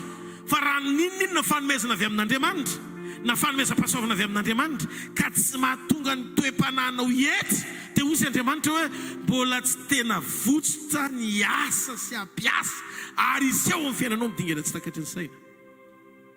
Satria misakana tsy mampahazo aina, mety tsy fankahitanao amiko. Atao hoe firehareana. Dia hozy izy Paoly, ndreo irehara dia navelany teo le tsilo, navelany teo le fampahoriana, navelany teo le fanenjena, navelany teo le ohatry ny aretina sy zavatra tsy dia nilamina loatra. Fozy izy Andriamanitra hoe afaka mihazonanao ny fahasoavako, na hoe ny fisin'ireo rehetrarehetra ireo, ampy anao le fahasoavana. Zany hoe ny herin'ny fahasoavana zany mahavita mitahiry olona marefo mandra-piavin'i Jesosy, fa tsy voatery hoe atanjaka be anao, ary tsy maintsy ho salama vao tonga Jesosy. Donc eto zany tsisy problème tahotra retina tsony na fampahoriana na fanenjena zavatra ratsy mitranga be dia be hitan'ny maso, toa manohitra amin'ny finoana sy mampangozohozo anao, fa tsotra fotsiny valiny ao anatin'ireny Andriamanitra tia naitra anao amoaka hitoetra ao mivokatry ny fanahy. Fanetretena, toe-panahy voalohany, voazava-panahy faharoa, voany zavatra rehetra. Izany tsy cause mihitsiny, tokony tonga fiemorana na fitarainana ny fanoherana. Ny kristianina mametraka ny fiainany sy ny fanompony ary ny fandrosoany amin'ny valom-bavaka sy ny zavatra ilainy eo amin'ny nofo, dia kristianina ara-nofo. Fa tsy ara-panahy.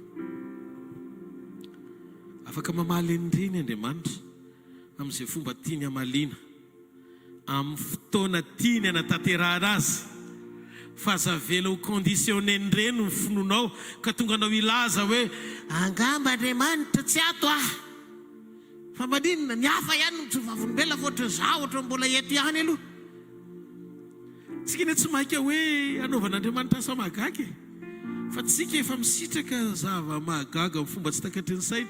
Ataoko Paoly marefo, Paoly malemy nienjena, kanefa Paoly nampiasaina amin'ny fomba tsy takatry ny saina. Tsy any amin'ny tanjom-pampiasan'Andriamanitra fa iny tsy miova. Rehefa nampiasana sy nanao fanekena izy, nanome fanomezana ho anao, sady tsy hanenena n'ilay izy avy amin'ny rainy fahazavana, ary ampitoeriny ao anatinao miasa amin'ny fotoana rehetra izy. Saingy izao sarobidy aminy mihoatra ny fanomezana io izay tsy ahalalany ianao, ny fijoroanao amin'ny toe-panahy sy sitrapony ahalalany ianao amin'ny fotoana iverenany. Kristianina aoko kristianina fantatra Andriamanitra no vao ampiasaina. Zany no antony tenenan'ny Paoly, azo koa amin'izay le mahatonga amin'ny Paoly miteny hoe misaora amin'ny zavatra rehetra.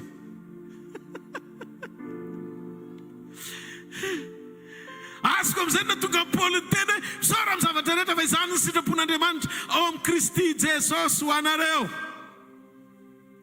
Misaora amin'ny zavatra rehetra, fa maninona no misaotra amin'ny zavatra rehetra? Amin'ny Andriamanitra azy dia fantany fa misy zavatra tsy vitanao fa ilanao ny fanampiana, ary lalana mampiorona anao ho ao amin'ny sitrapony tsy avery ianao mandrakizay. Amin'ny Timoty voalohany toko 4 matsy, Timoty voalohany toko 4, io fiainana mandrakizay io rehefa azo dia mila azonina. Ny 2:12 amin'ny Timoty voalohany toko 4, miadiny atsara amin'ny finoana, azony ny fiainana mandrakizay, fa amin'izany ny antsonanao koa sy anaovanao ilay fanekena tsara teo mason'ny vavolombelona maro. Mila azonina ny fiainana mandrakizay, fa tsy hoe ampoa fotsiny rehefa nandrainy Jesosy dia velona mandrakizay. Non, vaky tsara ny teny contexte rehetrarehetra anatin'ny Baiboly, fa ny fiainana mandrakizay mila azonina.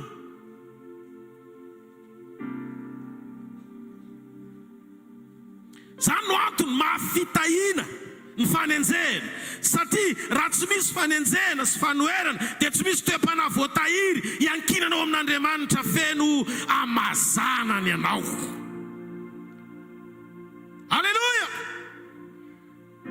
Nataony fitahina ny fanenjena, fa tsy hoe rehefa miamafy le izy dia hiteny ianao hoe fa maninona koa ry anenjena foana. Voatahy ianao zany matoa enjena. Ny enjena ny eo aloha tsy mareteka ao an'Andriamanitra. Zao fotsiny jereo vavolombelona ny pastor Vano joro amin'ny fahamarinana izy amin'izay tokony aloha dia nalohany. Ohatry ny fahadalana zany eto Madagasikara amin'ny fahazarana manomezakely, ny fahasahiranana misy koa nefa manery ny olona anao ny tsy tokony ho ataony. Eto tsy misy resaka fitsarana n'izanizy, eto koa tsy misy resaka fanameloana n'izanizy, fa eto famitsorana ara-panahy iainanao ny fahamarinana, satria misy ilay ambony noho ny ambony mijery sy mahita maso ny zavatra rehetra ataonao, ny fahatahoranao azy. Eto zany tsisy za zao natsoina tsy hijery n'izaniza fa hijery ny tenako, satria manomanahy eo na amin'ny aloha ny sarobidy amiko, fa tsy ianao no jereko voalohany eo anahoana ianao zanga anaraka andareo ny an-dakozia za tsy hitanao ny am-pandrinana, hitanao ny an-dakozina, hitanao ny am-piasana, fa Jesosy ny ahitanao ao amin'ilay mangingina tsy hitan'izanizy ao anatin'ny fonao. Ary raha iveriny Jesosy ny maso ny mamaky ny ao anatin'ny olona, fa tsy zavatra zarain'ny olona na zijoroan'ny olona. Mananatony tsika anamboatra fiainana miaraka amin'Andriamanitra. Marina sa tsy marina? Mba tsy ngany ny tanan'izay mihitsy tena zany mihitsy nisy pastera asiotiaka moa anazy. Halleluja!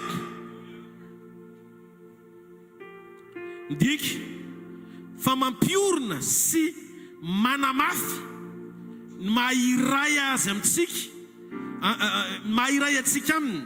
Noho izany tsy fantatro hoe inona ny zavatra mety hoe tokony tsy ampisaotra anao. Tsy haiko inona ny antony tokony tsy ampisaotra anao. Fa ny Paoly tena ozy izy Paoly hoe tokony tena farana amin'ny fisaorana ty fivoriana ty. Ty fiainako ty ozy Paoly faranako amin'ny fisaorana.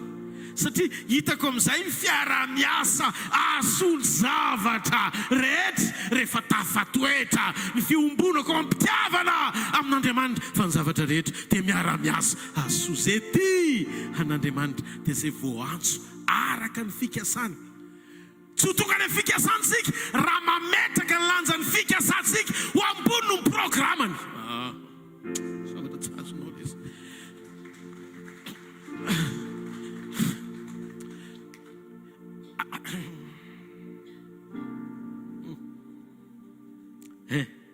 Raha fantatrao ny arem-panasy vokatra avy amin'ny fisiny io i Paoly apôstôly hoe misaora amin'ny zavatra rehetra, amin'ny zavatra rehetra, satria misy ny tsy tianao isaorana azy fa ohatry ny isaoranao azy quand même satria tsy mety aminao, fa misy ny tianao isaorana azy satria mety aminao arak'izay nendrasanao azy.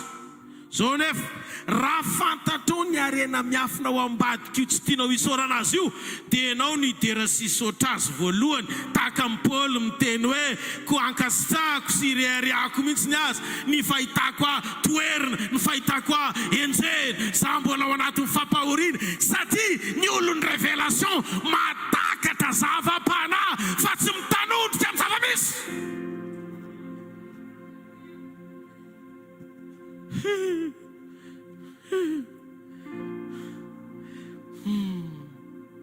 Fantatrareo Andriamanitra ray zay ny toerana misy azy ray izy rainay zay any an-danitra wa masinana mianaranao enoy am'izay ary masamihafa ny reny sy ny ray ny reny ny comprendre ny zaza eo amin'ny taonany fa ny ray comprendre ny zaza amin'ny avenirany. Zay ny mahatonga ny fitiavan'ny ray sy ny reny tsy mitovy amin'ny fameno. Rehefa mitaraina ny zaza hoe tsy te hianatra izy ka tena mitomany be dia vitany reny mandrotsotro hoe mijanona. Fa dada tonga dia mivandravandra hoe lasa mandeha mianatra fa ninninona tsy mety tsy maintsy mandeha mianatra. Dia miteny le zanany nentiko noho ny dada. Tsy maninona mety tsy takatry le zanaka ny hoe sévère papa fa tsy hoe masika. Fa ny fony papa sy ny fitiavany tsy atreo amin'ile hitany masony androany fa tonga lavitra ny amin'ile tiany ahitana ny zanany rapitso. Samy fitiavany rehefa tsy livre ara-potoana zay ny tokony isaina ny zanaka rehetra fa za zao androany tonga saina. Fa nisy fotoana bediny dadako tsy tsapako mihitsy raha tsy tonga dada.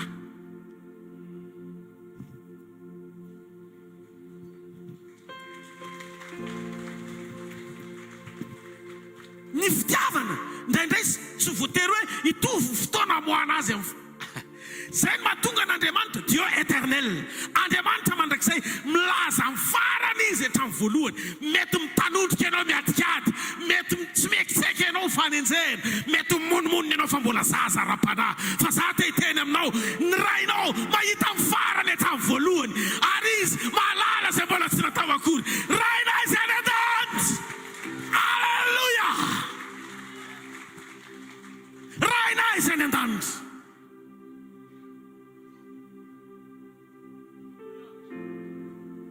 Hitanareo mahasamihafa ny vetikanina sy ny ronono mpanahy.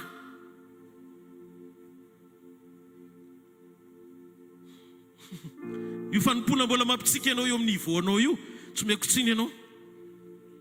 Mety tsy tianao le niveau hitondran'Andriamanitra fa ataoko ahoana fa efa tonga any aloha.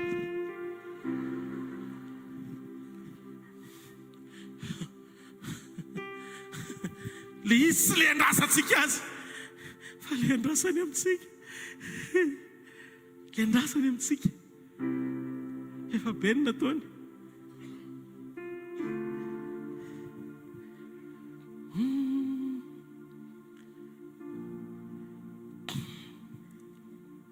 Matoky azy rehefa tanany zavatra rehetra eny fa na dia fanohatra amin'izay verinao azy ny fitondrany hita maso tahaka ny tondrany an'i Josefa.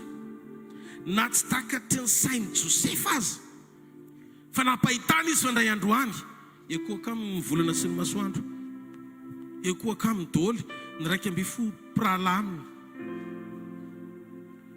ho avy izy ary apetraka-Andriamanitra ny natoerana tsy eritreretiny sainy mihitsy dia zao mahafinaritra tiany atao hoe maturité. Itiano atao hoe maturité na fahamatorana. Tsy nahakasika ny fijoroany mihitsy ny tralany rehetra zay natrehany.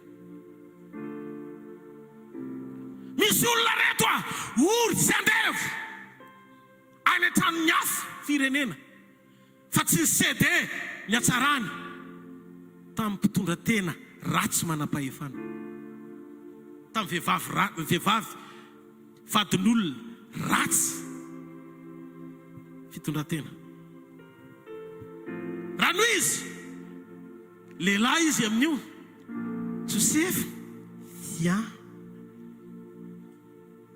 Dia hoy izy Joseph non je peux pas.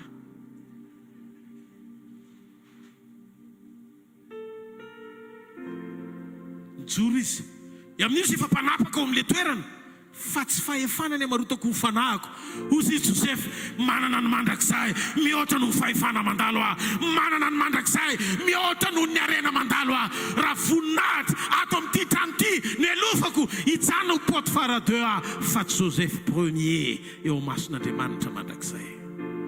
My God, misy olona eto androany maraina hosokafan'Andriamanitra masom-pananao fa ny antony reny zavatra lalovanao rehetrarehetra reny tsy tokony hanarino ny fijoroanao fa ny zanak'Andriamanitra natao hamiratra any amin'ny birao, natao hamiratra amin'ny sitrapon'Andriamanitra any amin'izay toerana sy andraikitra nametran'Andriamanitra azy. Madagasikara hifoy ianao raha mifoy izay rehetra.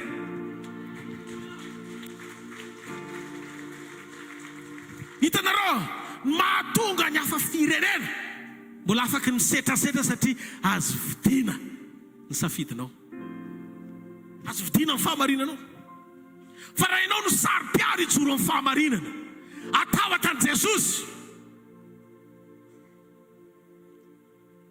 mitsotra aminao fangovitra zay hiditra ao amin'ny biraonao ary tsy sahakory izy fa voajereny fanambaninanao ane zany valorizeny ny pozinao ity ndray raha voanina azo vidiny ty.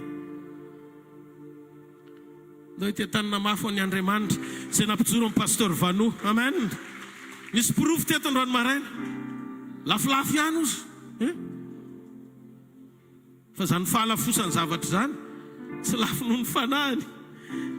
Inestimable ny fanahin'olona ho any an-danitra. Opportunité hijoroany io Josefa. Raha tsy marety aika ao an'Andriamanitra, tsy marety aika ao an'Andriamanitra. Mila fantatsika fa tsy misy fitondrany ratsy zany fa azo antoka amin'ny fandresena rehefa mety ianao. Zay natonga nisy fotoana ny teny le mandeha zay tena tafateny an'ity teny ty ary ty mihitsy mola izy. Nianatra tena nianatra teo amin'ny fiainako tonga amin'ny fotoana anankiray mitoetra ao anaty fatonina tsy asiky fifandirana. Leo mifanditra fa ohatry mifanditra fa tsisy ninina niova mihitsy hatramin'izay. Leo dia tsy te hifanditra mizana miza tsony. Ahoana ny antony? Ianao zao androanina miteny amiko hoe Pasteur Rodolphe 5 plus 5 égale 25 dia ekeko le izy. Avelako ianao hanana ny rariny ihany. Tsy midika hoe mety amiko ny zavatra lazainao. Fa fantatry ny marina hoe tsy izay mihitsy ny 5 plus 5 fa fantatry hoe 10. Satria eto fotsiny dia te hijoro hoe tsara angaha anapa-kevitra anome fahafapoan'Andriamanitra fotsiny. Misy ady tsy fanoerana rehefa tonga eo ianao midingana anankiray tsy ilananao mandany hery na fotoana na koa fifantohana ara-panahy hoe inona indray ny zavatra atao anatin'izany. Havelao anao zay ianao, velao hiteny zay hiteny fa za isafidy fa ny 5 plus 5 raha 25 lazainao dia io zay hoe zay zany. Dia misy miteny fa ianao ve misy favoary ao tsara ve ianao satria nisy ny elona izy dia zany anaiky valiny. Petera voalohany toko faharoa. Nisy tsina tsy zavatra zaraina fotsiny le izy isan'andro ianao dia ohatrany hoe izarany zany fotsiny fandoranga mba hiainana amin'izay le izy akombony vava. Fa izao anao kasitrahana raha misy olona mitondra alahelo ka mandefitra ny tsy marina no fieritreretana ny amin'Andriamanitra. Ay mifakasitrahan'Andriamanitra ke tsy azoko raha zany miady ho an'ny tenako satria voatsongo aho dia naharary ny nofoko dia iny amin'izay aho rehefa avy eo hijoro ilazan'izay tiako lazaina. Fa ozy izy mitondra alahelo malahelo ianao fa mandefitra ny amin'ny tsy marina. Zany hoe le vokatry ny fanahy teo fandeferana zany manoloana ny zavatra tsy rariny mihitsy ny tokony avoaka tompoko lahy izy tompoko vavy. Fosiny andiny faharoapolo fa inona ny laza raha tahiny kapohana no fahadisoana ianao ka mandefitra ny amin'izany. Fa raha tahiny manao sokosa ianareo ka mitondra fahoriana sy mandefitra dia zany ny sitrak'Andriamanitra. Fa amin'izany ny etsoana anareo. Tsika zany be dia be ny tsy namaly ny antso fa Kristy azy efa nijaly hamonjy anareo ka namela fianarana ho anareo mba hanarahanareo ny diany. namela fianarana ho atsika Jesosy ny aminy fitiavana, fitiavana tsy mba manavakavake, fitiavana, fitiavana. Namela fianarana ho atsika Jesosy ny aminy fitiavana, fitiavana tsy mba manavakavake, fitiavana, oh fitiavana. Mifankatiave, mifankatiave, mifankatiave, mifankatiave, oh mifankatiave, mifankatiave,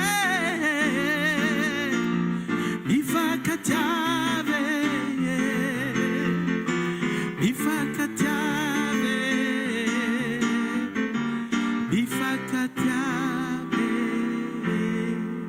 Tsy tiako matofa. Azoko, tena azoko tsara, fa tsy ny olona rehetra no tsy maintsy isaina ohatran'izany. Raha ohatra ka ifandraisa lahatritsika eny amin'izany dia fantanimpotoana koa, satria fanahy-masina rery no miasa sy mahatateraka an'izany fa tsy olombelona. Izy no mitondra ny toetra ny Kristy ho velona ao anatintsika.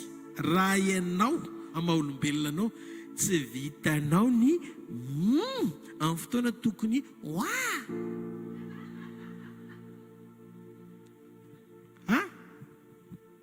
atena fotsiny le ady ao anaty safidy azo na fiadanana toy izay amoky ego, amoky ny ampo ao anatinao.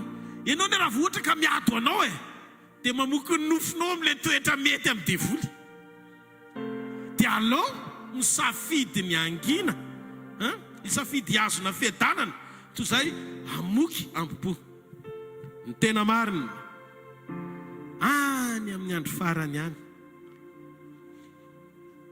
tsy hoe rehefa mahazo rariny dia zay ny tahiry ny fifaliako, fa ny hoe fifaliako dia miankina amin'ny vokatra tsapako ao anaty fa faly amiko Andriamanitra.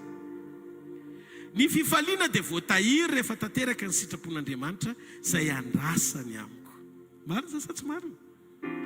Ary ny antony manoloana ny tranga rehetra dia mila hitako hatrany fa faly sy ravo ary mety amin'Andriamanitra ny fisiko.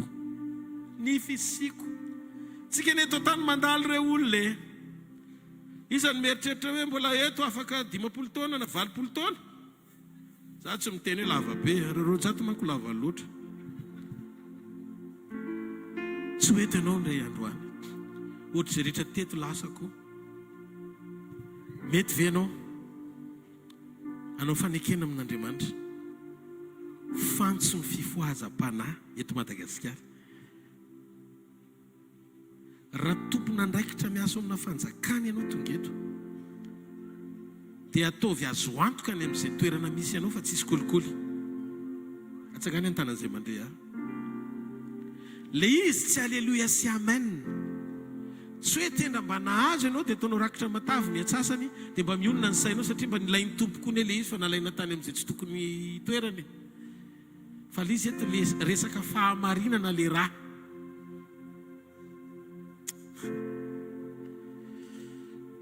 Mba mianatra fotsiny tsy mandray izay tsy tokony ho raisina. Halleluja. Tiany tiako ho fantatrao alohan'ny amaranako dia irositsika mifandraisana satria ny fotoana mandeha ihany koa. Ny kristianisma tsy fahamarinana zaraina hitondra fandesen-dahatra, fa fahamarinana nomen'Andriamanitra natao iainana. Jesosy Kristy no anarany. Ny fahamarinana tsy hoe zavatra atao apety fiainana fa ny fahamarinana fiainana miantoka ny mandrakizay ianao. Kristy ny lalana, izy ny fiainana ary izy ny fahamarinana. Velona Jesosy, mbola velona mandrakandroany le Andriamanitra nanokatra ny ranomasina mena na ahafahan'ny zanak'Israely ho tafavoaka. Le Andriamanitra nampisy tany maina fa tsy tany mando tao anaty rano andehanany tongony zanany hipita ranomasina ny sokafany. Velona izy no tao amin'ny Davida kely, vato kely ohatran'izay no natsipy dia lavo Goliath nandresy firenena nandresy fa tsy hoe Davida. Velona izy nalefa Daniel ao andavaky ny liona fa tsy nakato ny vavany liona. Rehefa olo ny sitrapony ianao, ny obstacle rehetra kilalao erahanao aminy ahitanao voninahiny. Velona le manana fahefana amin'ny herin'ny afo, tsy andoro ny Sadraka sy Mesaka ary Abednego. Ary eto le fanoarana, ninin'Andriamanitra mihitsy ny seho le afo nafanay nipito. Fa mahagaga zay zavatra tokony ho may ihany no may, fa zay tsy tokony ho may no arovany. Volondotsy izy ny kaiko na fanofatorana tadiny va. Isany miaraka aminao avec précision. Enoy, Andriamanitra mahalala ny tokony ataony izy. Ianao io sarobidy aminy, malala eo maso ianao, be voninahitra ianao sady tiana. Fataza ny fahamarinana zany. Izy lay Andriamanitra fananiny mihitsy izy rehefa niteny hoe zany fananganana fa tsy hoe zany mpanangana. Ny mpanangana mantsy ohatran'ny Rely, ray sy roa dia vita arak'izay ampiasana azy. Fa ny fananganana, izy mihitsy ny fananganana ny rehetra. Zany hoe vao mahita azy ny fahafatesana tonga dia miforo-drambo. Fahafatesana tsy miforo-drambo amin'ny Eli. Fa Andriamanitra ny azona ny Eli tsy ho faty. Fa Jesosy Kristy nataony tamin'ny anankiray aloha, natsanga ny zanakavaviny Jairo, ray tany an-tranony. Avy eo indray ny circonstance rehetra ny lalova ny fahafatesany ny tsony daholo. Andehandeha mipandevina efa latsa-dranomasina ny renina amin'ny fianakaviana hoe andeha levina diso fanantenana amin'ny fasana, efa nilavahana amin'ny fasana hoe ato izy no mipetraka nakatopotsiny satria nahoana fanena fananganana teny an-dalina tonga dia natsangany. Eny am-pandanjahany eny andeha ho levina ny tendreny ny trano vorona tonga dia misokatra ny vatapaty dia mipetraka izy. Teo izy fa faty ho alevina, fa rehefa avy eo izy mpanjaka ny lanjaina.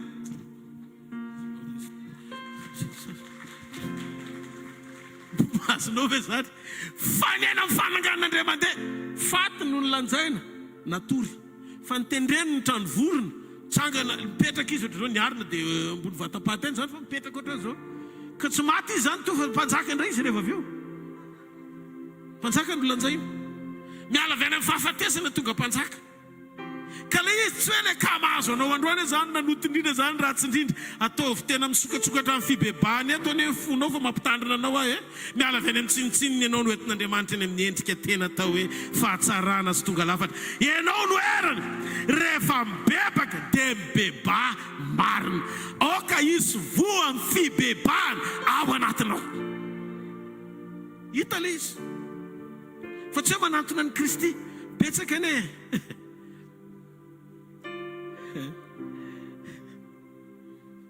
Teny amiko Jesosy. Betsaka hoy ny olona tonga eo fanatrehany hitady azy mba amindrana fo. Fa vitsy ny tapa-kevitra tonga eo fanatrehany handray fiainam-piovana tanteraka. Iza amin'ireo ianao androany maraina. Tianao Jesosy. Tianao izy. Ary ny fitiavana ianao dia fitiavana mandrakizay. Aza misaina ny lasana mihevitra ny taloha, fa tsy ny nataonao akory ny ratsy indrindra, fa miandry ny fanampahan-kevitrao izy hiaina le fiainam-baovao miaraka aminy. manjaka ny voninahiny Andriamanitra. Tsy mbola niena ny heriny hatramin'izay, androany ary mandrakizay. Aza matahotra, mitsara fa velona Jesosy. Inona ny aretina manakivy ianao? Inona ny tranga mampitanondrika anao? Inona ny fampahoriana mahalatsa-dranomaso anao? Inona ny varavarana mikatona mampitomany anao? Misy toerana indray tehiteny vita ny aminao satria resy amin'ny zavatra rehetra. Ohatra ny tsisy antenaina intsony zany. Tehiteny aminao raha ny amin'izany velona Jesosy. Raha ao anaty ranomasina azy izy mampisy tany maina. Tsy tany mando akory fa tany maina. Afaka nandeha tany maina ny zanany. Avy amin'ny rano be ny zarainy roa.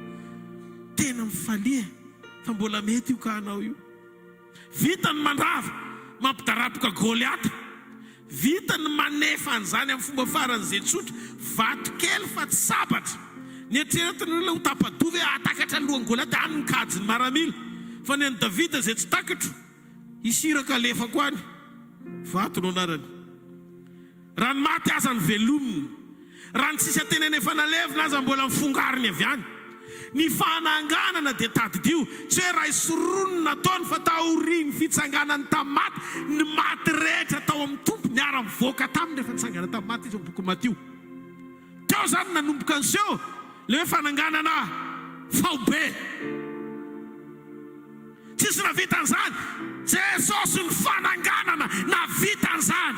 Jesosy rery ary izy rery mandrakizay ndao tetana mafy anazy. Raha miteny izy hoe hiverina dia izay maty eo amin'ny tompo no hitsangana aloha. Efa nataolina izy, efa natombony le raha. Fa tsy hainao kory ny premier essai. Noho izany io finoana io azaveny raviravy amin'ny tany zany. Manana tanjaka sy hery fa ny Andriamanitra ao dia Andriamanitra manam-pahefana amin'ny fiainana. Satria tsy mpanangana izy fa izy mihitsy ny fananganana. Marety aika ho azy. Manomboka androany atsaharo le mitanisa olana foana. Zao ny olako fandana teneno amin'le olana. Nisy toerana mitanisa olana hoe lehibe eo anatren'Andriamanitra. Zany ny olako sady miforotra ianao. Dia ohatra miteteny amin'Andriamanitra ny lehibe ny olako. Fandana teneny le olana. Zao no lazaiko aminao ny Andriamanitra lehibe noho ianao. Amen. Alléluia. Ianao ndray tsy makay izany. Ianao lalana hitako ny heriny. Amen. Fantatra fa tsy makay izy ianao. Ataovy amen. Rehefa ao anatinao le fo vita amin'izay mandalandreo sekoly rehetrarehetra reo ianao. Testa be dia be reo. Dia manomboka manana an'izao fo zao ianao. Vao mahita olona manao zavatra tsy mety aminao ianao dia tsy mitsara azy aloha no natao fonao voalohany fa mandohalika mba ahafahan'Andriamanitra mamangy azy. Fa ngeo fahamarinanao izy. Esoro vesatra Andriamanitra sy trano mifony. Tsy mahakasika anao tsony. Fa raha mbola mahakasika anao misavoana ohatrany tamin'ny 2 taona lasa na 3 taona lasa ihany. Mbola toe-ponao mandrakandroana. Dia very maina fotsiny ve le teny be dia be isaky ny sabotsy sy zoma hariva. Ndao tsika teny ijoro. Isan'ny tena vonina ny ijoro an'i Jesosy. Halleluja. Te ampahery anao aho hoe tehirizo ny fijoronao. Azakivina amin'ny raviravitanana. Mandrosoa mpinoana na dia mbola tsisy vahaolana aza. Ny Andriamanitra miasa omaly dia mbola miasa androany ary velona mandrakizay izy. Ny teny farany eo amin'ny fiainanao tsy le zavatra mitranga taon'ny fahavalo na le fahasarotana mitady hitranga hoe tena hoe tsisy atony izay atao le échec androany. Tsy io fa ny teny farany Jesosy ny tompony. Hosoloany fandreseny io fahararahany io. Hosoloany mazava ny aizina. Hosoloany fanantenana ny fahadisom-panantenana. Mino fotsiny ihany dia matoky fa velona Jesosy resiny ny fahafatesana. Tsy natazona azy.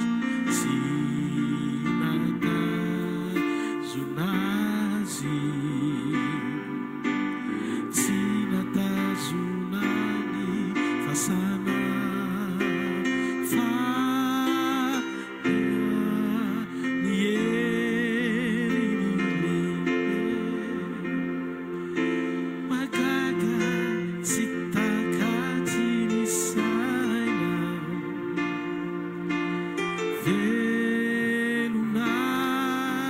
Jesosy tsy miovy maly amin'ny mandraky izany, tsy miova Jesosy hatraminy lo, zay sitrapony dia tanteraka avoko fa tapitsoatra ny falebiazany, ny elieran-tany ny voninahiny. Eo ihany tsy miova Jesosy hatraminy talo, zay sitrapony dia tanteraka avoko fa tapitsoatra ny falebiazany, ny elieran-tany ny voninahiny. Alleluia. Sangany amin'ny toerana misy ianao. Vony zay Jesosy niombona aminao, ary vony zay ny ofehezinao, vony zay ny anara-dianao, ary ny vony zay ny toetra eo aminao mandrakizay. Onona o tompo iaraka aminao, fa manolo tena ofezina, tsy ny tena ihany nomeko izany, fa ny fofanay raisoanjaka. Averintsika vonona tompo, vonona o tompo iaraka aminao, fa manolo tena ofezina, tsy ny tena ihany nomeko izany, fa ny fofanay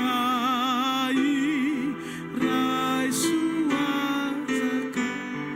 Zao zaniry zany dia endrika fandresen-dahatra ao am-potsika, aniontsika fanetretena feno ampangina ny ty nofo ty, fanolotra azy kosa ho eo amin'i Jesosy.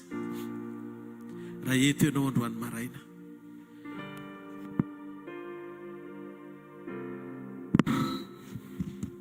mbola tsy nanao vavaka hoe firaisana sy fiombonana amin'Andriamanitra, nanolo tena ho an'i Jesosy, dia tiako amin'izao ora sy minitra sy sekondy zao anokatra ny fonao, dia tena amerina amin'ny fandresen-dahatra n'izao vavaka izao miaraka amiko.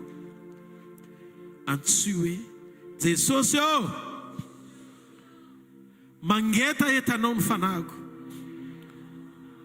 maniry ianao ny nofoko. Androany Jesosy manao fanekena aminao aho, mila anao ny fiainako, mamindra foaniko, mamelany fahotako rehetra. Diovy a Jesosy, anio raisiko ianao ho tompoko sy mpamonjo ny fiainako manokana, midira tompoko, manapa eo amin'ny fiainako, manjaka tanteraka, hanao aho. Soraty eo amin'ny boky ny fiainana ny anarako, zanak'Andriamanitra. Mino a Jesosy fa miasa eo amin'ny fiainako, ny rahanao anadio aho, anafaka ampijoro aho. Amen. Fataro fa tamin'ny vidiny lafo no vidianana ianao, ny ainy nomeny anao, izy nanolotra ny tenany mialohan'ny fanoloran-tenanao.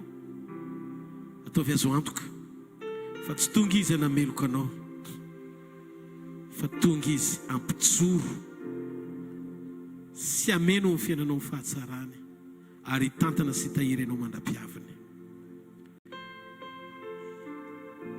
Jesosy tonga tamin'ny alina zay namadiana azy dia nandray ny mofo. Rehefa nisaotra izy dia nivakiny, dia izay tiany tenako izay vakina ho anareo. Zao no atao ho fahatserovana misaora azy.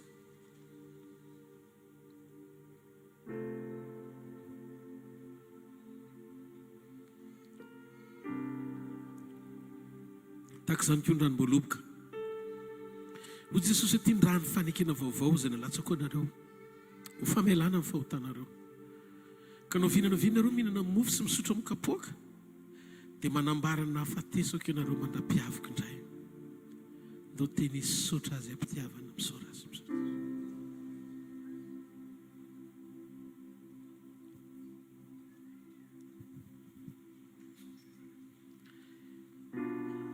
Misaotra Jesosy, misaotra ny amin'ny tenanao sy ny rahanao izay nohaninay sy nisotronay.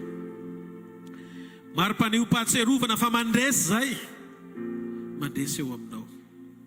Voavany olona amin'ny fahotana, ary mahazo manantona anao zay mba ho voatahiry araka ny teninao ny fiainanay, araka ilay teninao zay hitsenanay hoe tsy niasa na titra no hitahiry ny famonjena, fa izay azona ny fiainana mandrakizay amin'ny fanekena hijoro amin'ny fahatahoranao sy fandehanana araka ny sitraponao.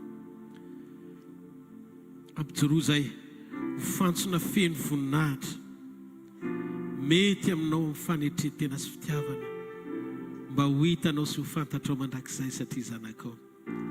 Jesosy ajoro eto Madagasikara amin'ny fifoazam-panahy. Efa betsaka ny raha maritiora Jesosy ho pirofo-pamonjena malagasy vonona, vokatry ny finoana ny filazan-tsaranao sy ny fijoroana. Efa betsaka ireo fifoazam-panahy nitranga teto Madagasikara namoazanao malagasy, na tany Sotanana, na tany Akaramalaza, na tany Manolotrony, na Farimera, izay tena nivanginao manokana ihany koa, ary tahaka izay namangina ho anay manokana ihany koa. Androso zay Jesosy, androso zay planina sy programa mpamonjena hijoroanay amin'ny sitraponao mandrakizay. Vonjeo zay, vonjeo firenenay, vonjeo malagasy familanao zay, amin'ny anaran'i Jesosy, amen. Ataontsika ity tanana mafy ho an'ny Tompo. Aza misy mihetsika ho amin'ny filazana. Ilazana aloha tsika mialohan'ny filazana zay tonga eo. Isy ny sekoly biblika manomboka amin'ny alarobia ho avy zao adiny ray isan-kerinandro eto amin'ny centre hvkl tia bypass. Atsangany an-tanao raha renao zany. Misy sekoly biblika adiny ray eto isaky ny alarobia hariva manomboka amin'ny 2 ora sasany ka hatramin'ny 3 ora sasany eo ihany. Tsy ataontsika lavabe ilay izy ny hariva eo. École biblika kely ifampizarantsika ny tsara, zany hoe fitaovana mety hoe tsotsotra ihany no ataontsika ahafahana mandray izy, fa raisina raiky daholo ihany ny zavatra rehetra mba ho archive mipetraka ao anatin'ny fanompoana. Dia ny vaovao rehetra koa mba hangatahana hijanona, ny vaovao rehetra zay samba ny tonga teto androany hangatahana mba hijanona fa afaka mandray anareo manokana zay rehefa vita ity fotoana sy fivoriana androany ity. Dia samy ho tahin'Andriamanitra isika rehetra to. Misaotra toko.